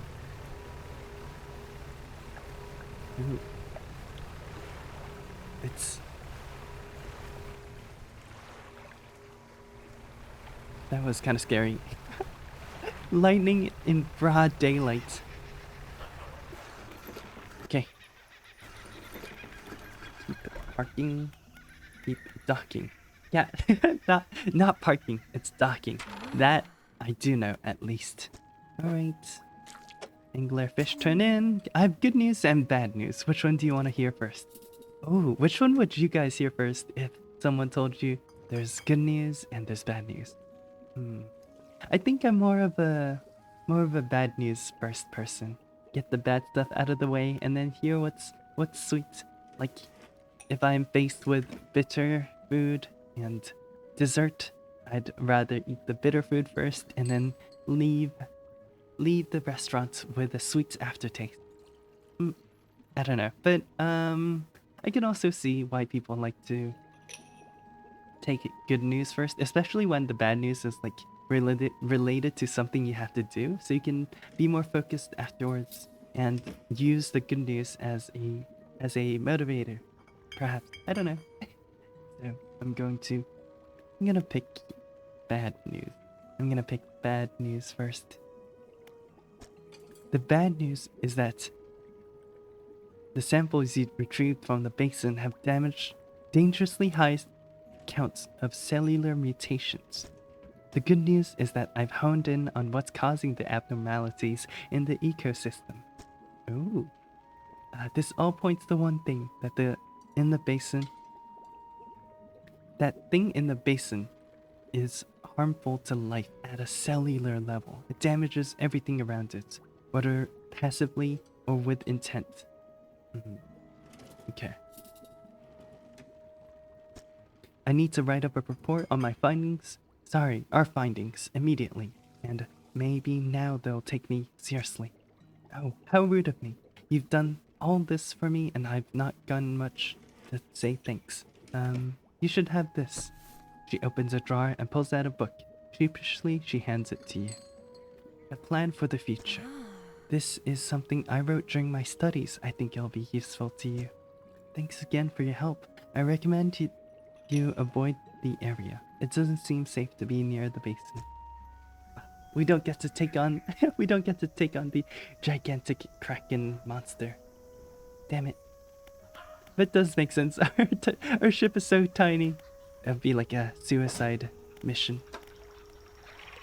Alright. Let's read this and then return with our research parts. I'm sure we could find more stuff here, but it's probably a good idea to move on from here and go to the next area. So let's make our way back to Greater Marrows using the lighthouse as a guide. Actually, let's just manifest.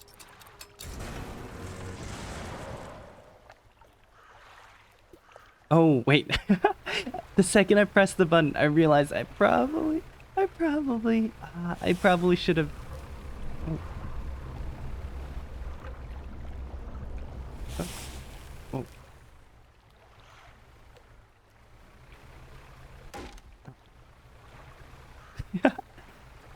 I probably should have filled my boat with fish before actually manifesting. Damn it. That was not smart. No. Okay.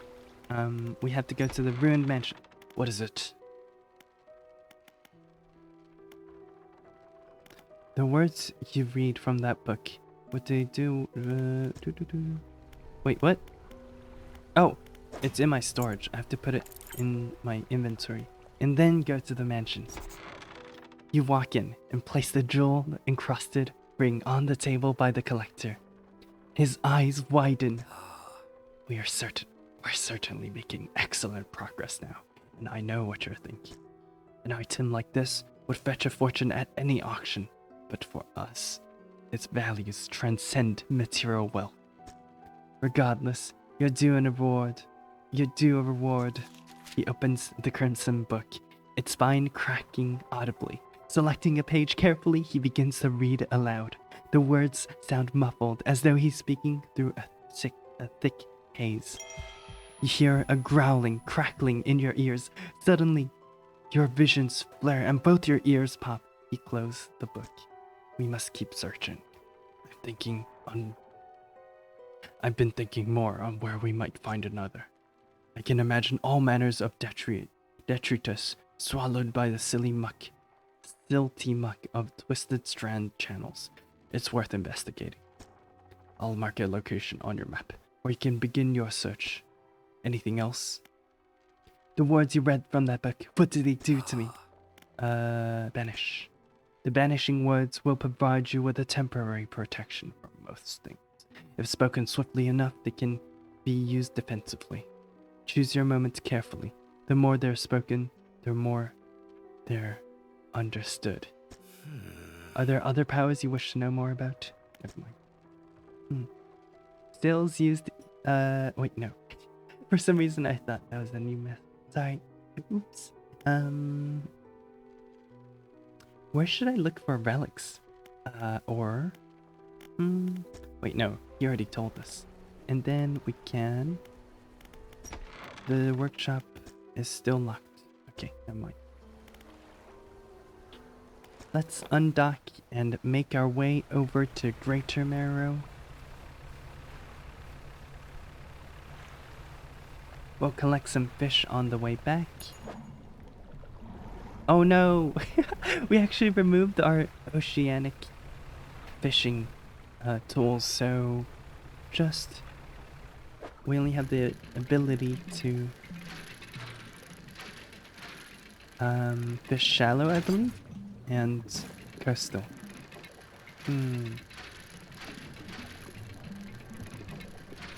Let's see if we can find better ways to, like, organize our ship, orientate ourselves, make sure that the tools that we use are actually useful. I'm not sure if I actually like the troll net. It seems a little not so useful. But I'm not sure. Wait, I'm not gonna catch that one because we can't fit it. So let's arrive. Let's go to storage. Let's take out all the trinkets and bobbits. Is that it? Trader. Sell trinkets. That's it. Painter. Deliver flag. And also, let's go through our inventory. We have, earrings. We have...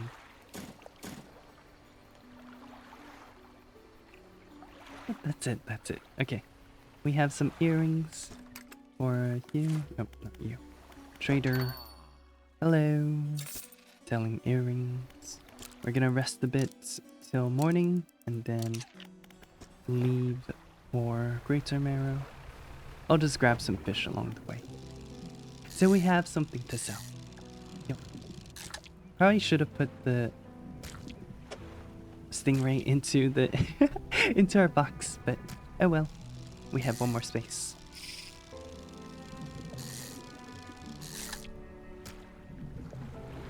All right, let's go. Let's go. Can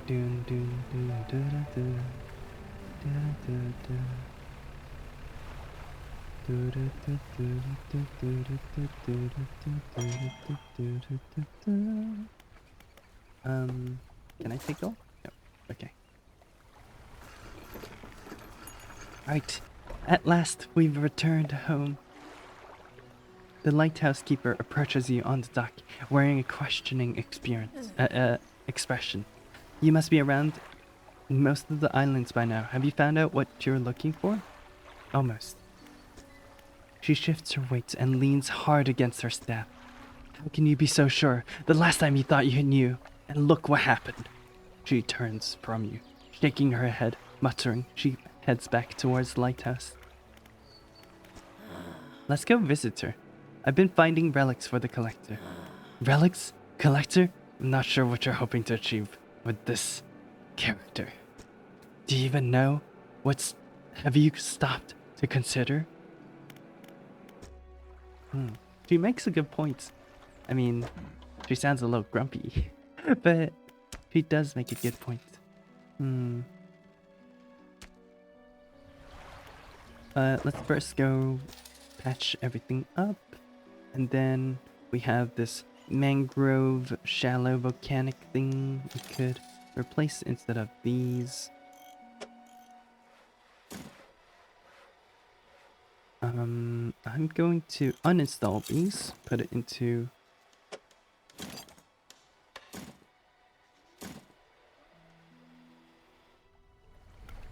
And then...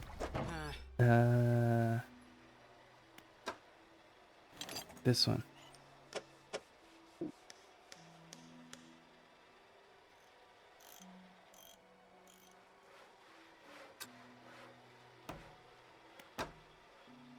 Wait, how do I do this?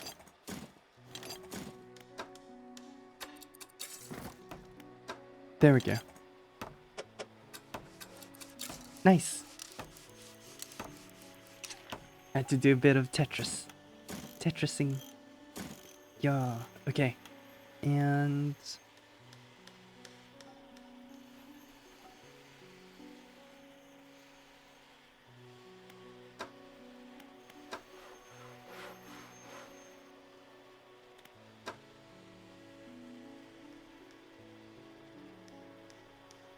Alright, there's no other additions we could make. We could add a fishing speed, basic fishing pole. It's not too expensive. I think it could be a nice addition for now. But,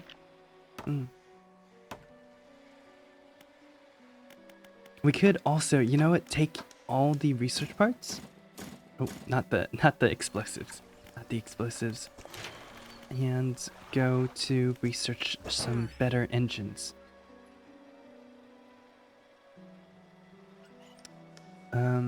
And that can be found here. Oh, wait, we have to research first. We have to research first, which means this. Okay, wait, this looks good. Because that gives us oceanic, which I currently do not have, right? Yeah. What should we do? Ugh, that's such a hard decision.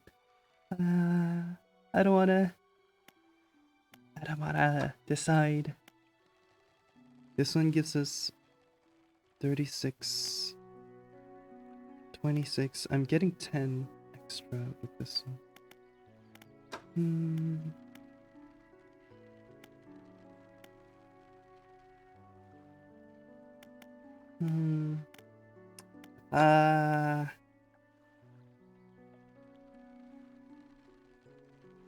This is also pretty good because we're going to the mangrove area, but we don't have space. Ugh, it's so hard. Wait.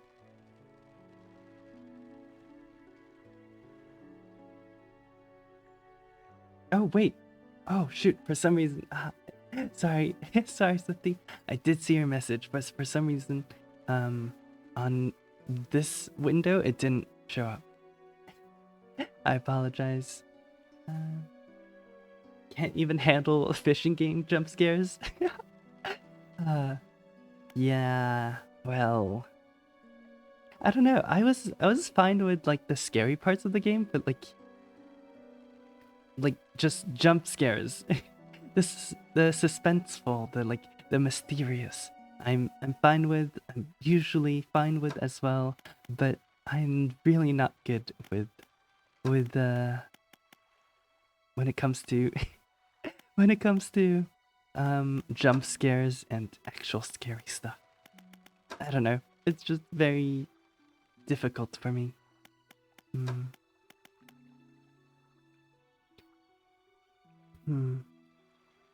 Fathomless winch. Which one do we go for? This fishing speed is a lot faster, but it's probably expensive as well. Decisions. Let's just go with an engine.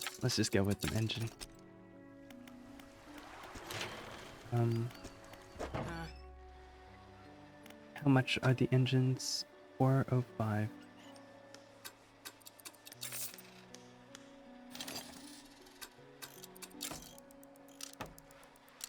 Okay. Our ship is pretty stacked. Pretty dripped out. All we have to do is add the new bottomless line thing, and we can be in pretty good shape. From now on though, I want to do a little bit of managing our inventory, shall I say. There's a lot of stuff that we probably do not need, like this hydraulic rod, so let's go sell that.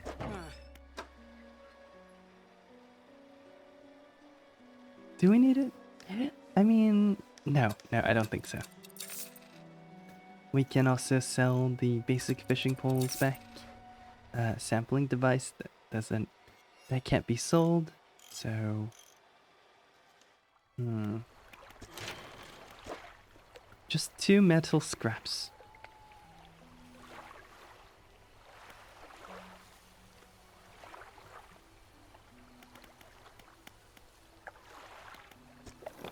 Oh, and also crabs, right?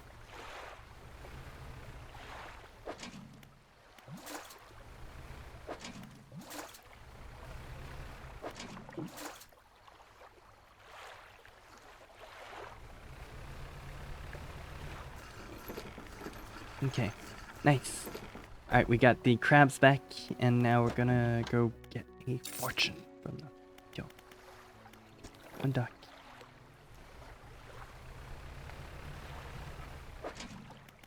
Pick up. Pick up.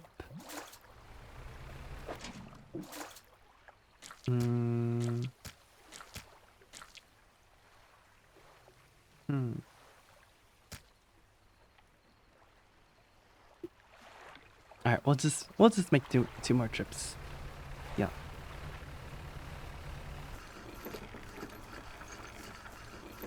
Do. Sell. Go. I need to repair these as well. I forgot. Okay, let's go. Yeah. I'm not entirely sure where we're going next. I believe we're just trying to go towards the mangrove place, called... Oh no! Oh no! Oh god, we are so slow. Damn it.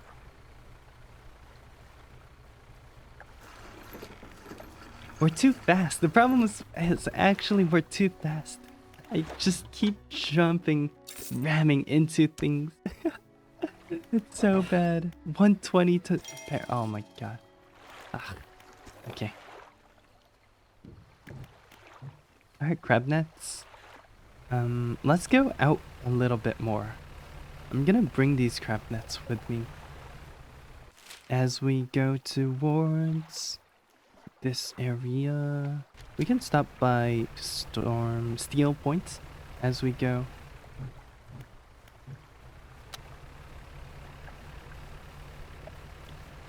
Kind of like to refuel, kind of like to also store stuff. Oh, wait, I don't think oh no, we do not have oceanic. Oh, we don't have oceanic fishing. Oh no. No. Okay, well, that's fine. That's fine. We'll put all these crab nets into the what's it called?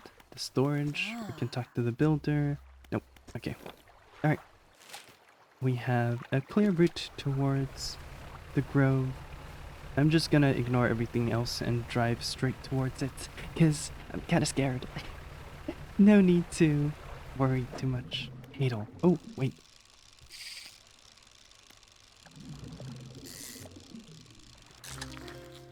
Rat tail. Ooh.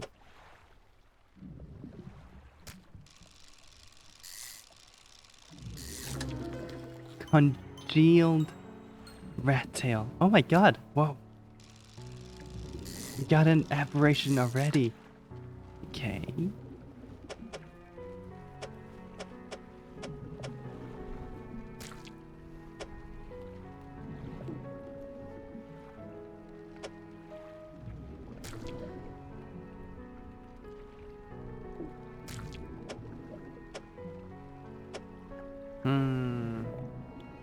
Oh no, it's fish Tetris time.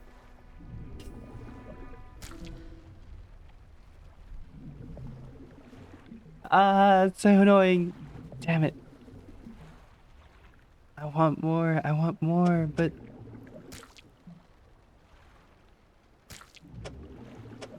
Oh, perfect. Wait. Never mind. Alright, let's keep going.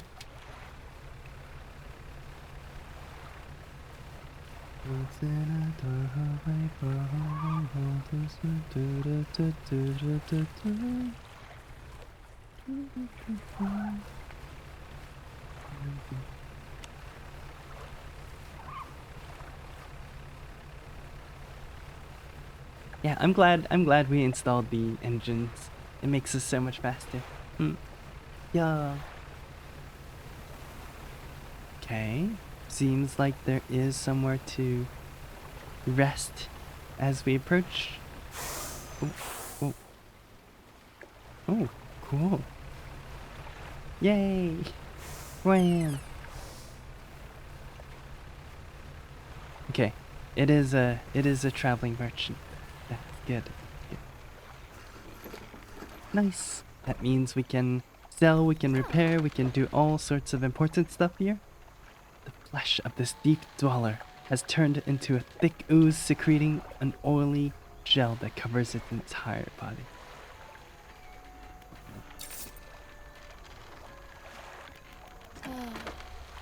Yeah, we need to start gathering metal scraps. There's a lot more metal scraps for us to get before we continue.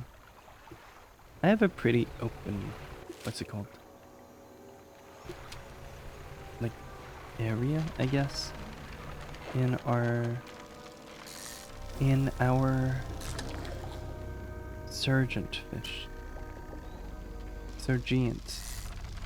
I have a pretty open bag so far, so we can do a lot more fishing.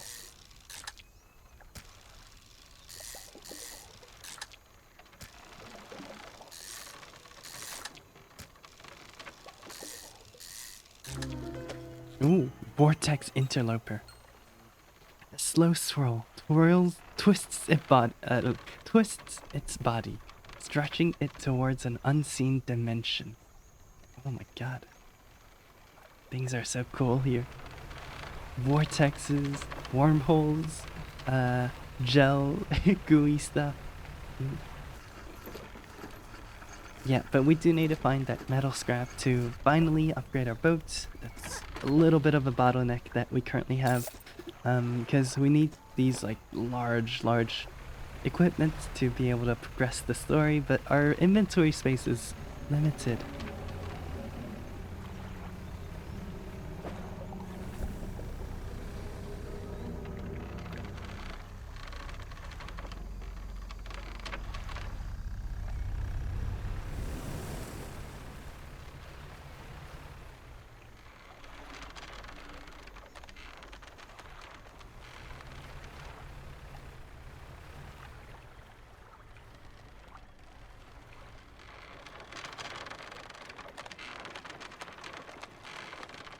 This is so ominous.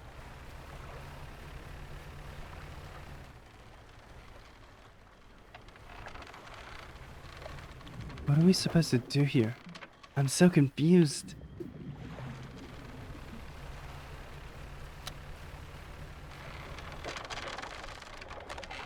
Alright, let's first take a look around here. There's like bottles. I'm guessing a lot of these areas will be we will need to demolish with explosives and stuff.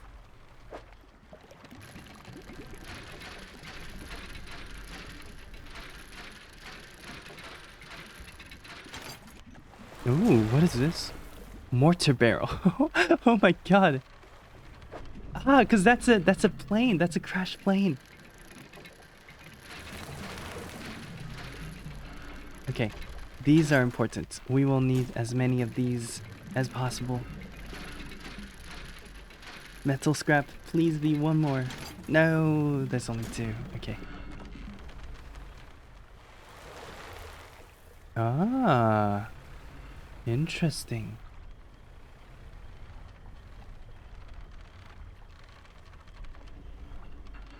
Do we wait for it?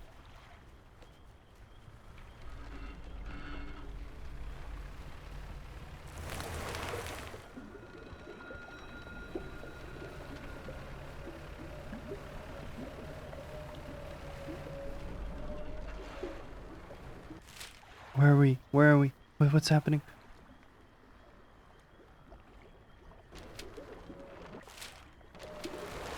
No! Oh no, we're locked in here. Okay, I'm just gonna turn in place. And hopefully the doors come down. Please. Please. I'm begging you, please. Okay, there we go. Oh gosh, that was scary. What do we do? They don't seem to be able to take bombs either. Okay, good. Let's rest first. And then sell our fish. Wait, we don't have any fish. We can upgrade. That's what it is. That's what it is. We are upgrading to hold.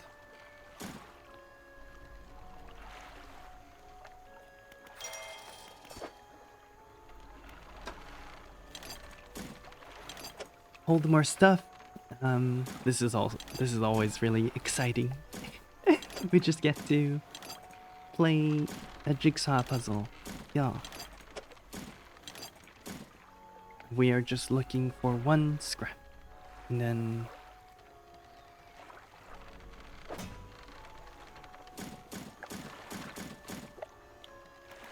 we'll start putting down the crabs here, since it's probably a good idea. I'll go to wherever it has plenty and start putting them down.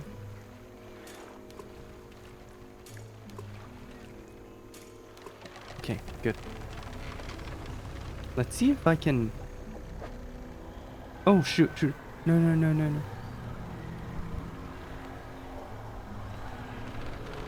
Ooh. Whoa. Ow. Okay.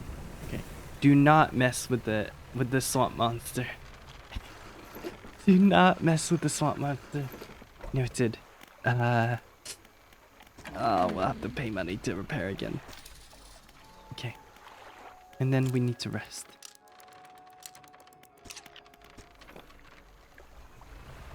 No.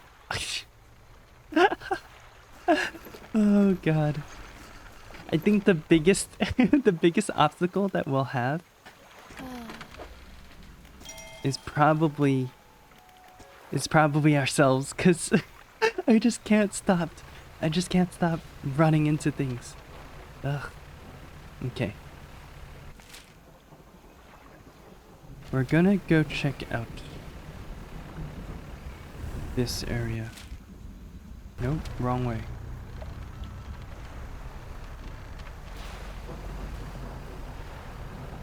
Don't mind me, I'm just driving over here.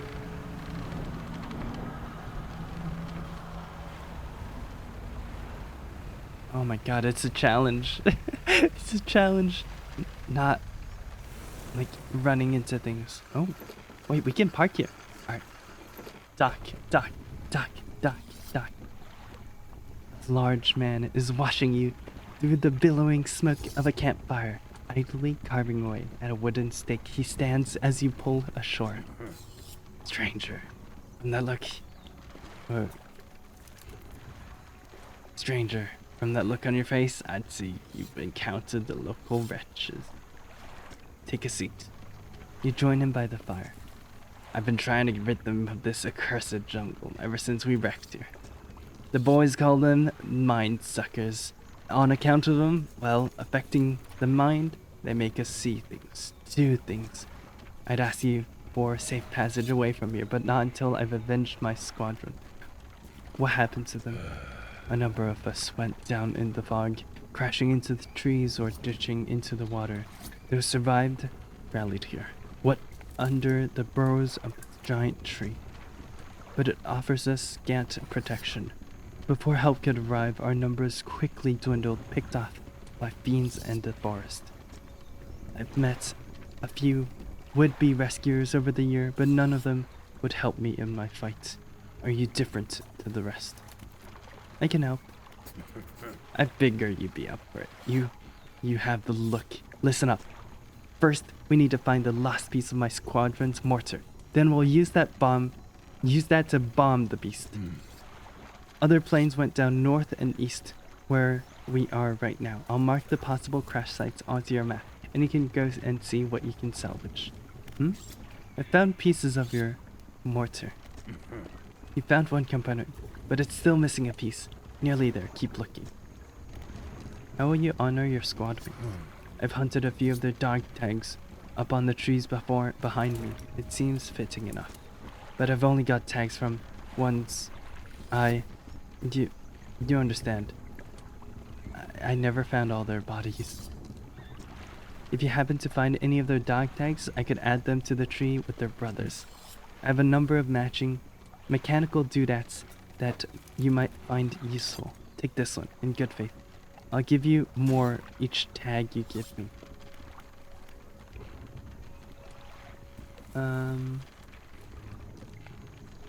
Tell me about the mine suckers. Devilish creatures through and through. They'll stalk you along the waterways and emerge suddenly, screeching their terrible song.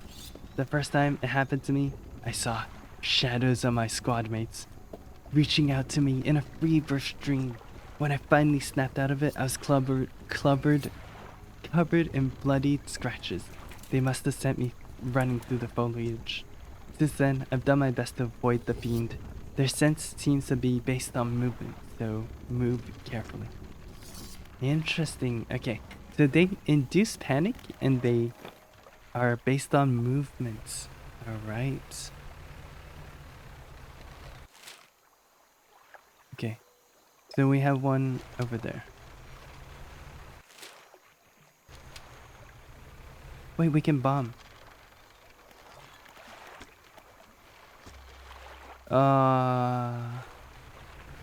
That's annoying. We need to pack explosives. Alright.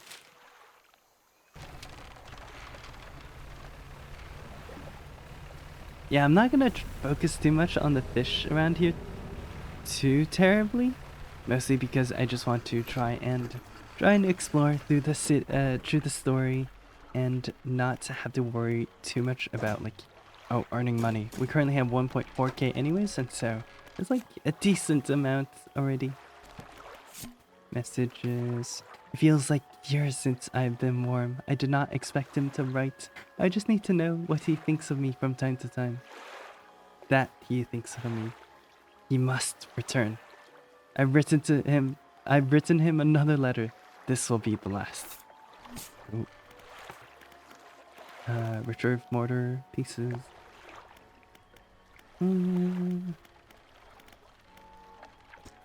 Wait. Did I grab explosives? Oh, I'll grab 2 more.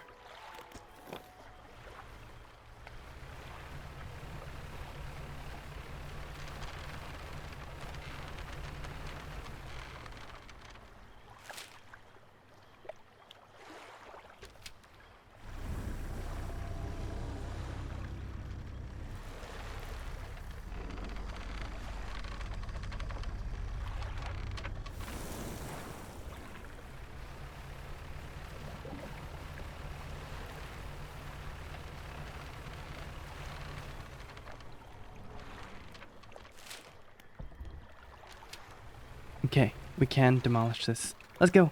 Use explosive. Boom. Alright, alright. We grab this bottle. Ooh. Wait.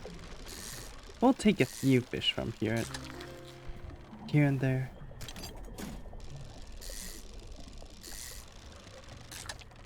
Okay, it's too big. It's too big.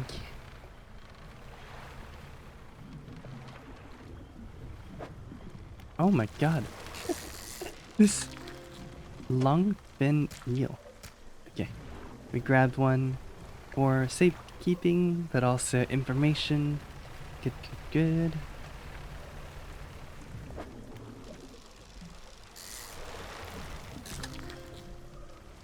Hmm.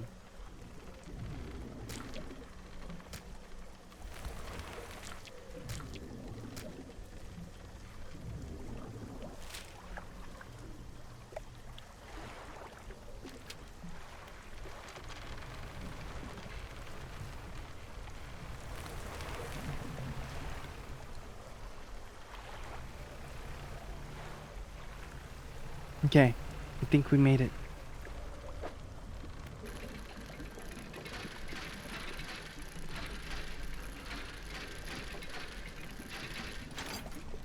Nice.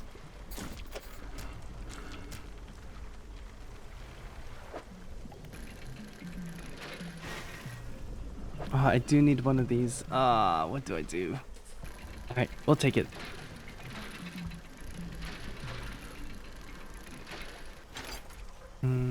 I'll just drop the fish for now. Okay. This is gonna be really, really hard because we have to make it all the way back around on the right here. Oh, no, no, no, please.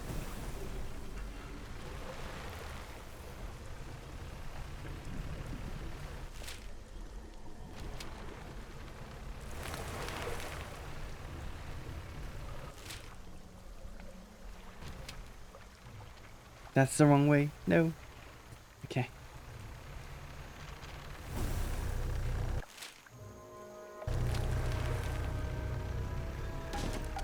No.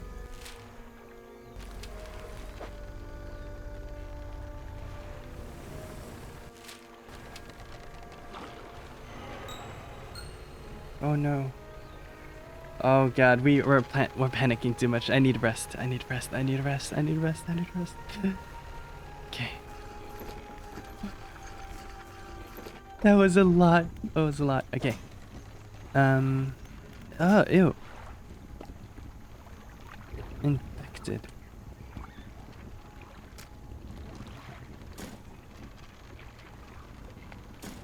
Okay, okay. Airman, I return. That's the lot.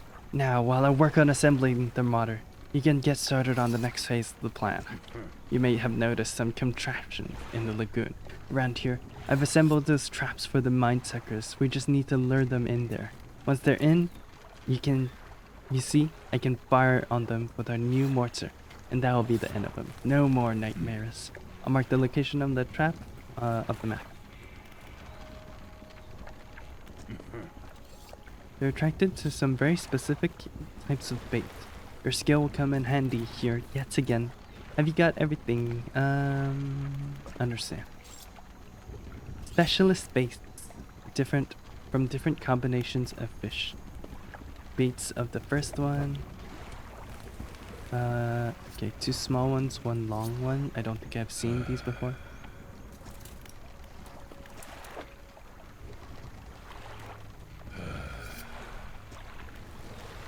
What about the third one? Ah, those are the eels.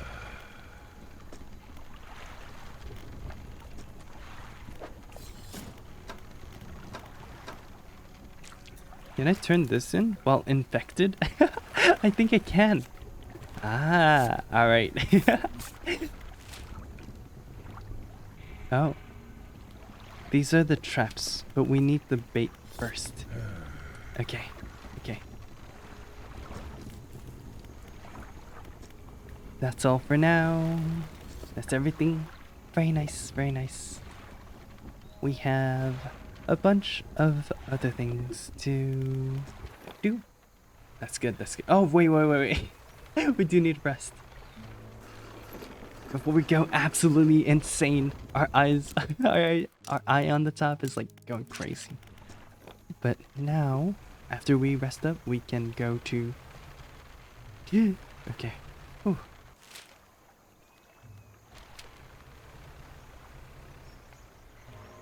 Wait, are these the dog tags? Ah. Oh god. Oh. Okay. We are not doing anything else besides trying to drive out of here. Oh god. Okay.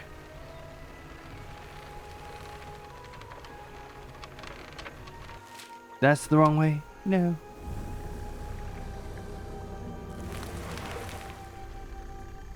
I'm just gonna go. I'm just gonna go. Right. Alright. Before we explode and die. Repair, repair. Nice, nice, nice. I don't see any other reason to stay for too long. A plan for the future. Reading complete. Check cabin for bonus. Cabin bonus. What is it? 10% chance. Nope. 15% chance to not reduce fish stocks when catching fish with a rod. Okay. Horse true crab. I'm not going to touch the crabs for now, just to leave them be for a little longer.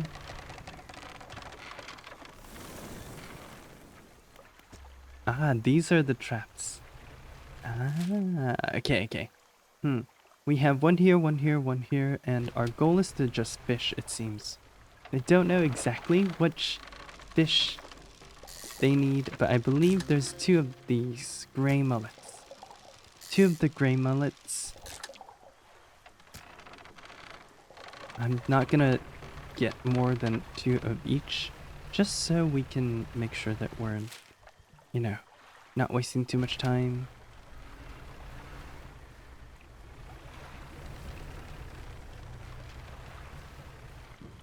Oh, the mushrooms are blocking. Okay.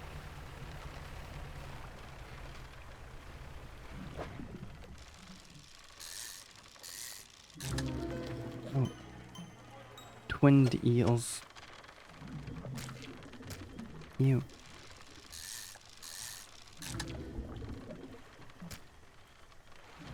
Okay. Let's see if we can make it back. Okay, okay. I did bring explosives. That's good.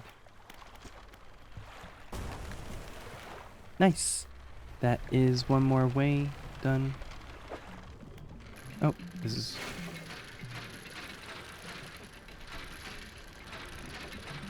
This is important because the metals are usually pretty rare. And then one more explosive for the other side so we can go over. Perfect. Nice.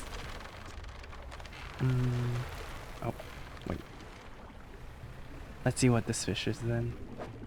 I don't think... I'll still catch it for now.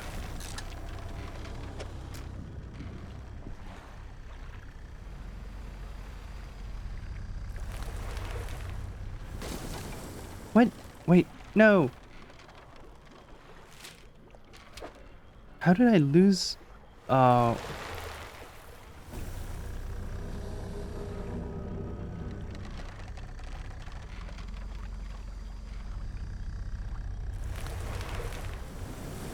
Okay, finally. Put your hand on the stone.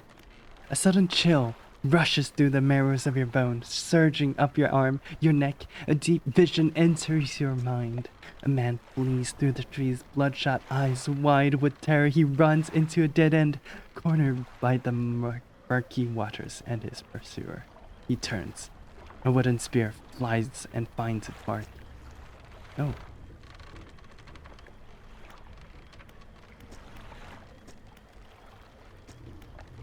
Okay. What is that supposed to mean?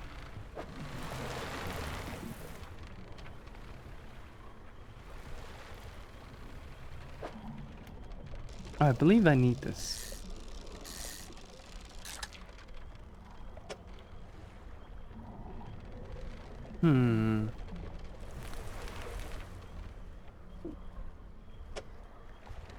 Okay, let me do some Tetrising.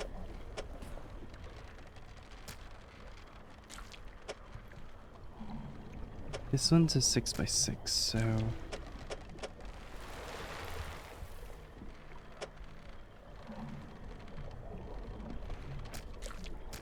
Alright, I'm just gonna give up on one of the fish.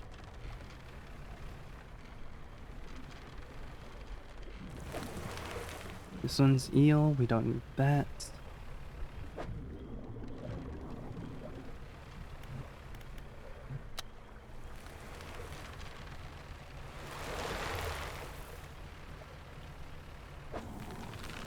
Oh god.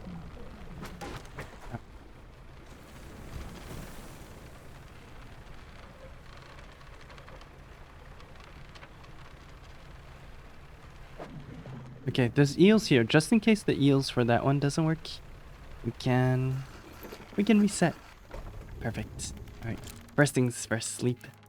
Sleep is important, everyone. I'm not doing a good job of sleeping early. I believe the last one is the eels. Yeah.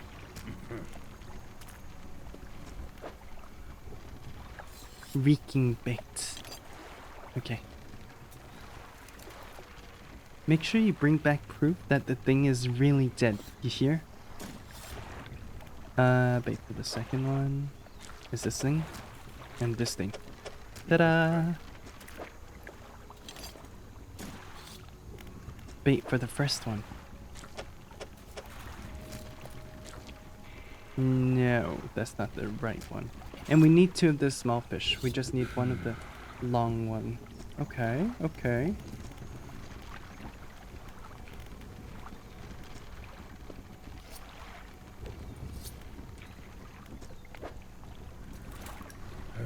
Okay.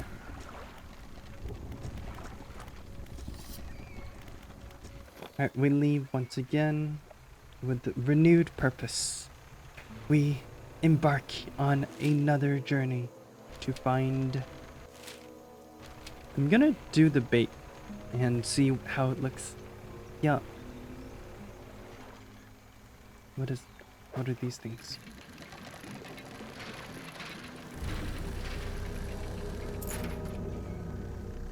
Broken monocle.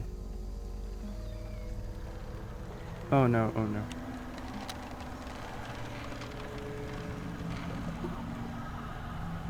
Oh god. Oh, that's not good, that's not good. Please, please, please. Whew. Okay, we just escaped it. Such a good idea to buy a better engine. Fish market? Sure. Let's sell the fish.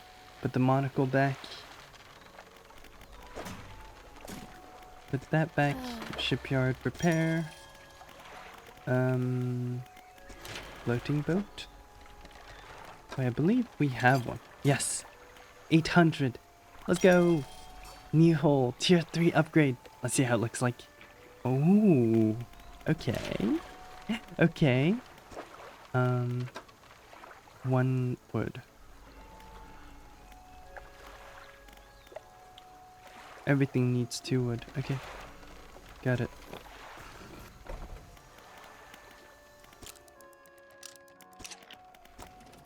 Also, we have 1 research part, which is probably a good idea to put on some nest or some sort of a... No. We need to put it on this thing. Fathomless winch to make sure we can fish everything before we do anything else. I think, at least. And then we can pick up these things that are basically full. Ooh. Effigy crab. Wisps of yellow light flicker within its ghastly shell. Screaming skull with a spinal tail.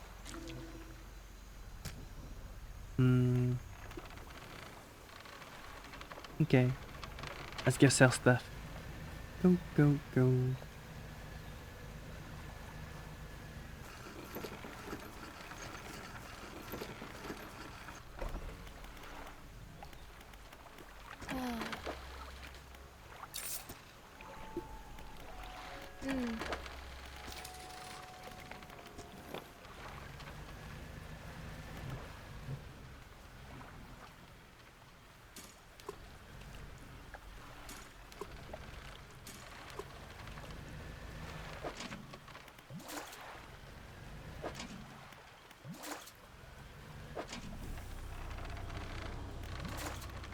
Okay.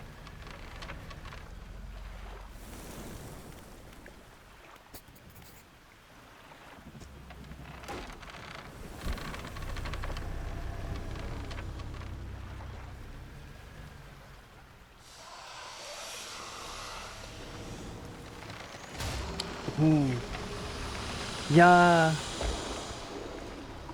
Nice. How do we get through? Oh. Nice.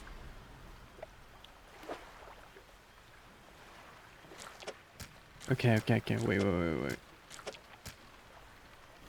Ta-da! Okay, good. That's one.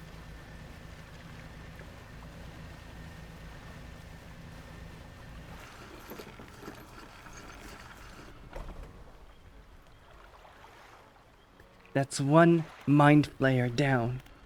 Mind sucker, or whatever they call it. Oh.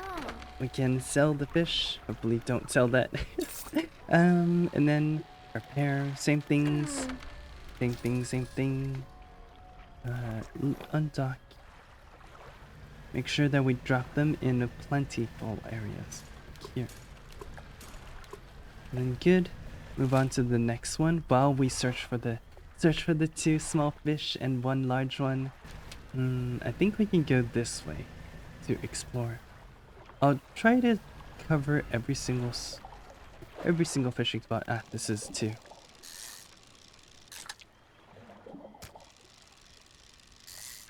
Yeah, we need two of these.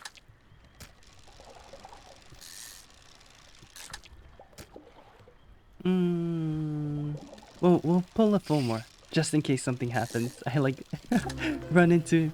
Oh, okay. Nice.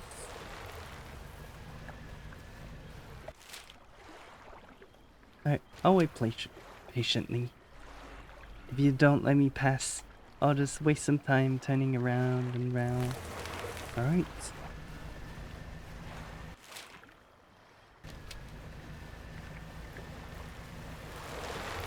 Oh, we're so unlucky.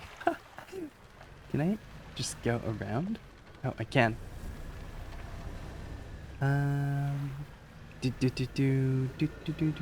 Ooh. Are we panicking? Oh, that's not good.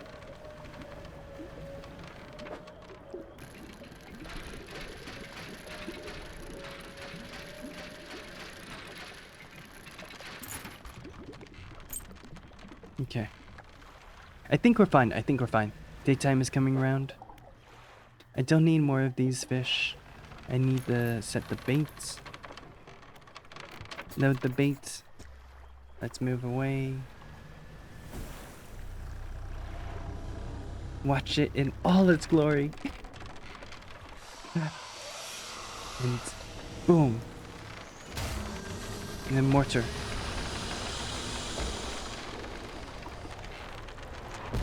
Boom. Nice.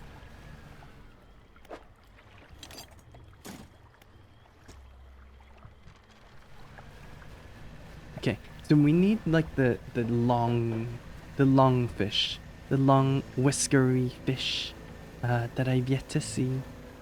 They might only come out at night. That one's a three linger. So, this one, yes. Ta-da! Alright, that's all that we need. Gar.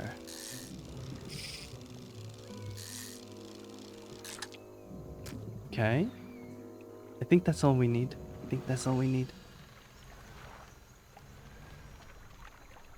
Does this go down? Yes, okay. Okay. Oh.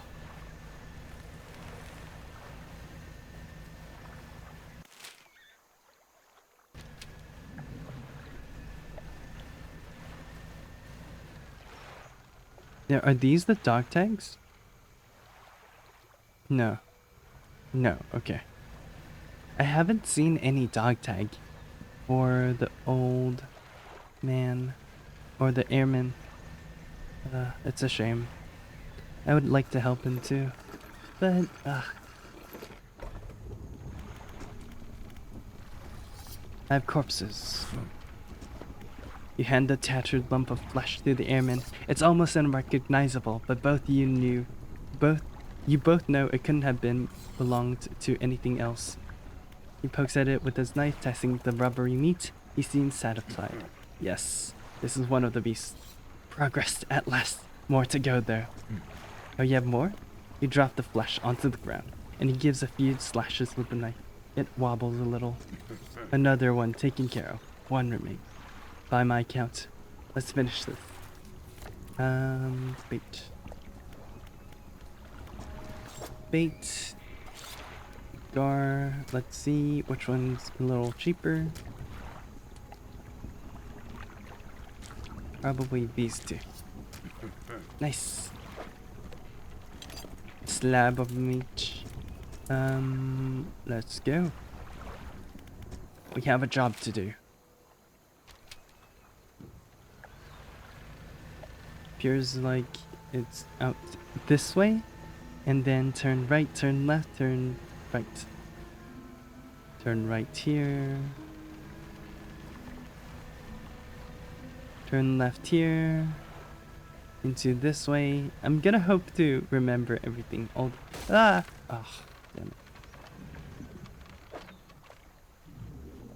it. This this fish takes too much space. Alright, we found it. We found it at last. At last.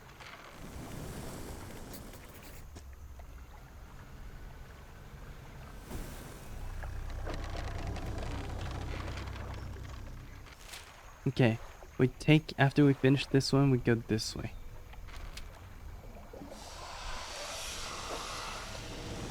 We can just grab a few for now. We've already watched a few executions.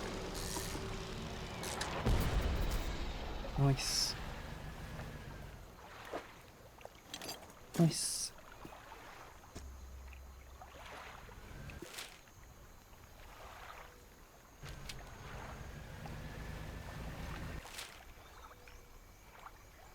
Oh, it's the same weight. What? Yes? No? Oh. Okay. Don't run into the roots. I've wasted so much money just repairing here already.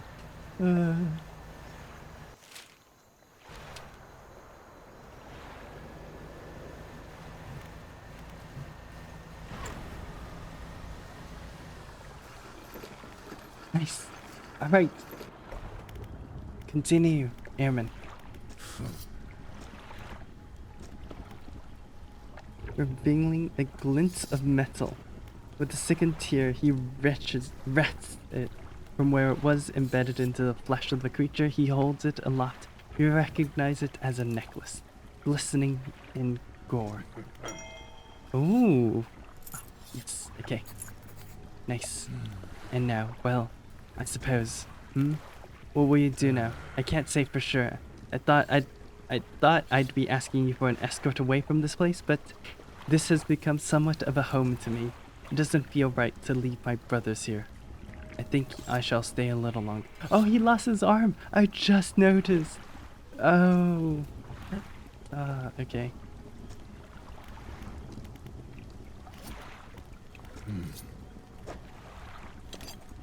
Take bait. Unlock bait. Toss the bait overboard to attract local species. Ah.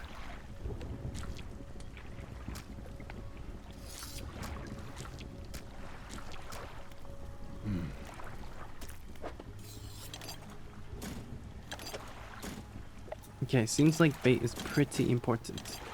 I'm gonna make a few. And then that's everything. And then we use our ability to warp back. Undock. Let's try banish. Boom.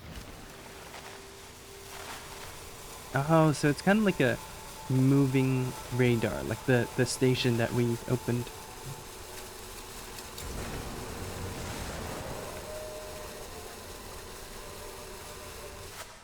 Okay. Ah! Oh no. I feel like I'd crashed so much, way too much in this game. You enter the house carrying an ornate necklace. The collector recognizes almost immediately. Ah, an excellent find. It demands pride in my collection. He sweeps aside some scraps on the dusty table, candle wax pooling in his corner. He places the necklace carefully in the clearing. And I suppose you'll be demanding recompense as well. Once more, a trophy. Instantly harvest an entire shoal of fish. Ooh. Devil's spine. Okay, I think we'll save Devil's spine. Are you human?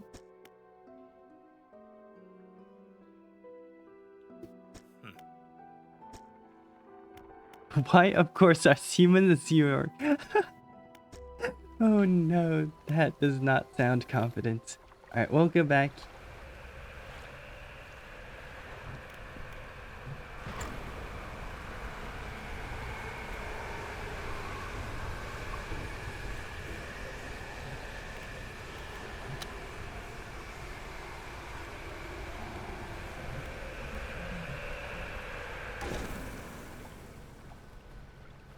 No, one of my bait's gone. Damn it.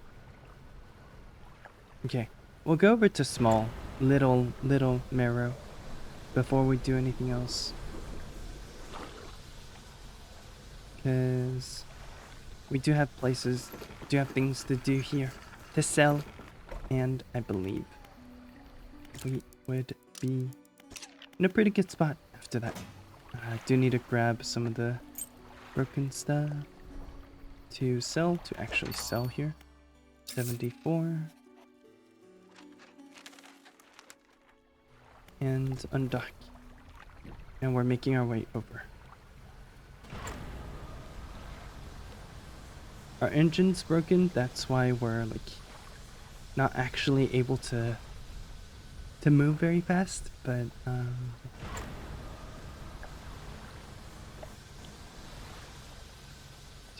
do.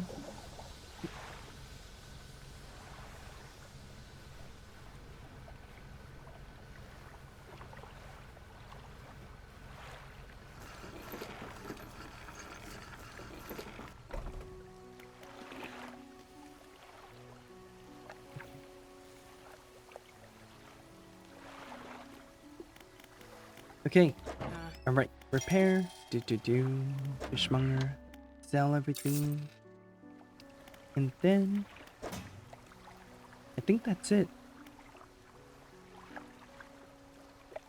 I think that's it for today. Yo, we'll save Devil's Spine for last because I think the ending of the game will take quite a bit longer, and so to make sure that, you know, we don't mess up, we don't also jump straight into it and then have to stop in the middle. I think this is a good time for us to end stream for today. Yeah, thank you guys so much for watching. We were very efficient. We went through 2 different places for the ultimate loot, and had a lot of fun talking about my journey. Yeah. All right. Thank you guys so much for watching again. I hope you all have a wonderful rest of your mornings, afternoons, and evenings wherever you are. And I will be raiding. Let's see. Who is on? Oh, I'll be raiding Tano. Yeah. Okay. Yeah. Here. Ringed. Hope y'all have fun over at Tanner's stream. And have a good rest of your day. Goodbye.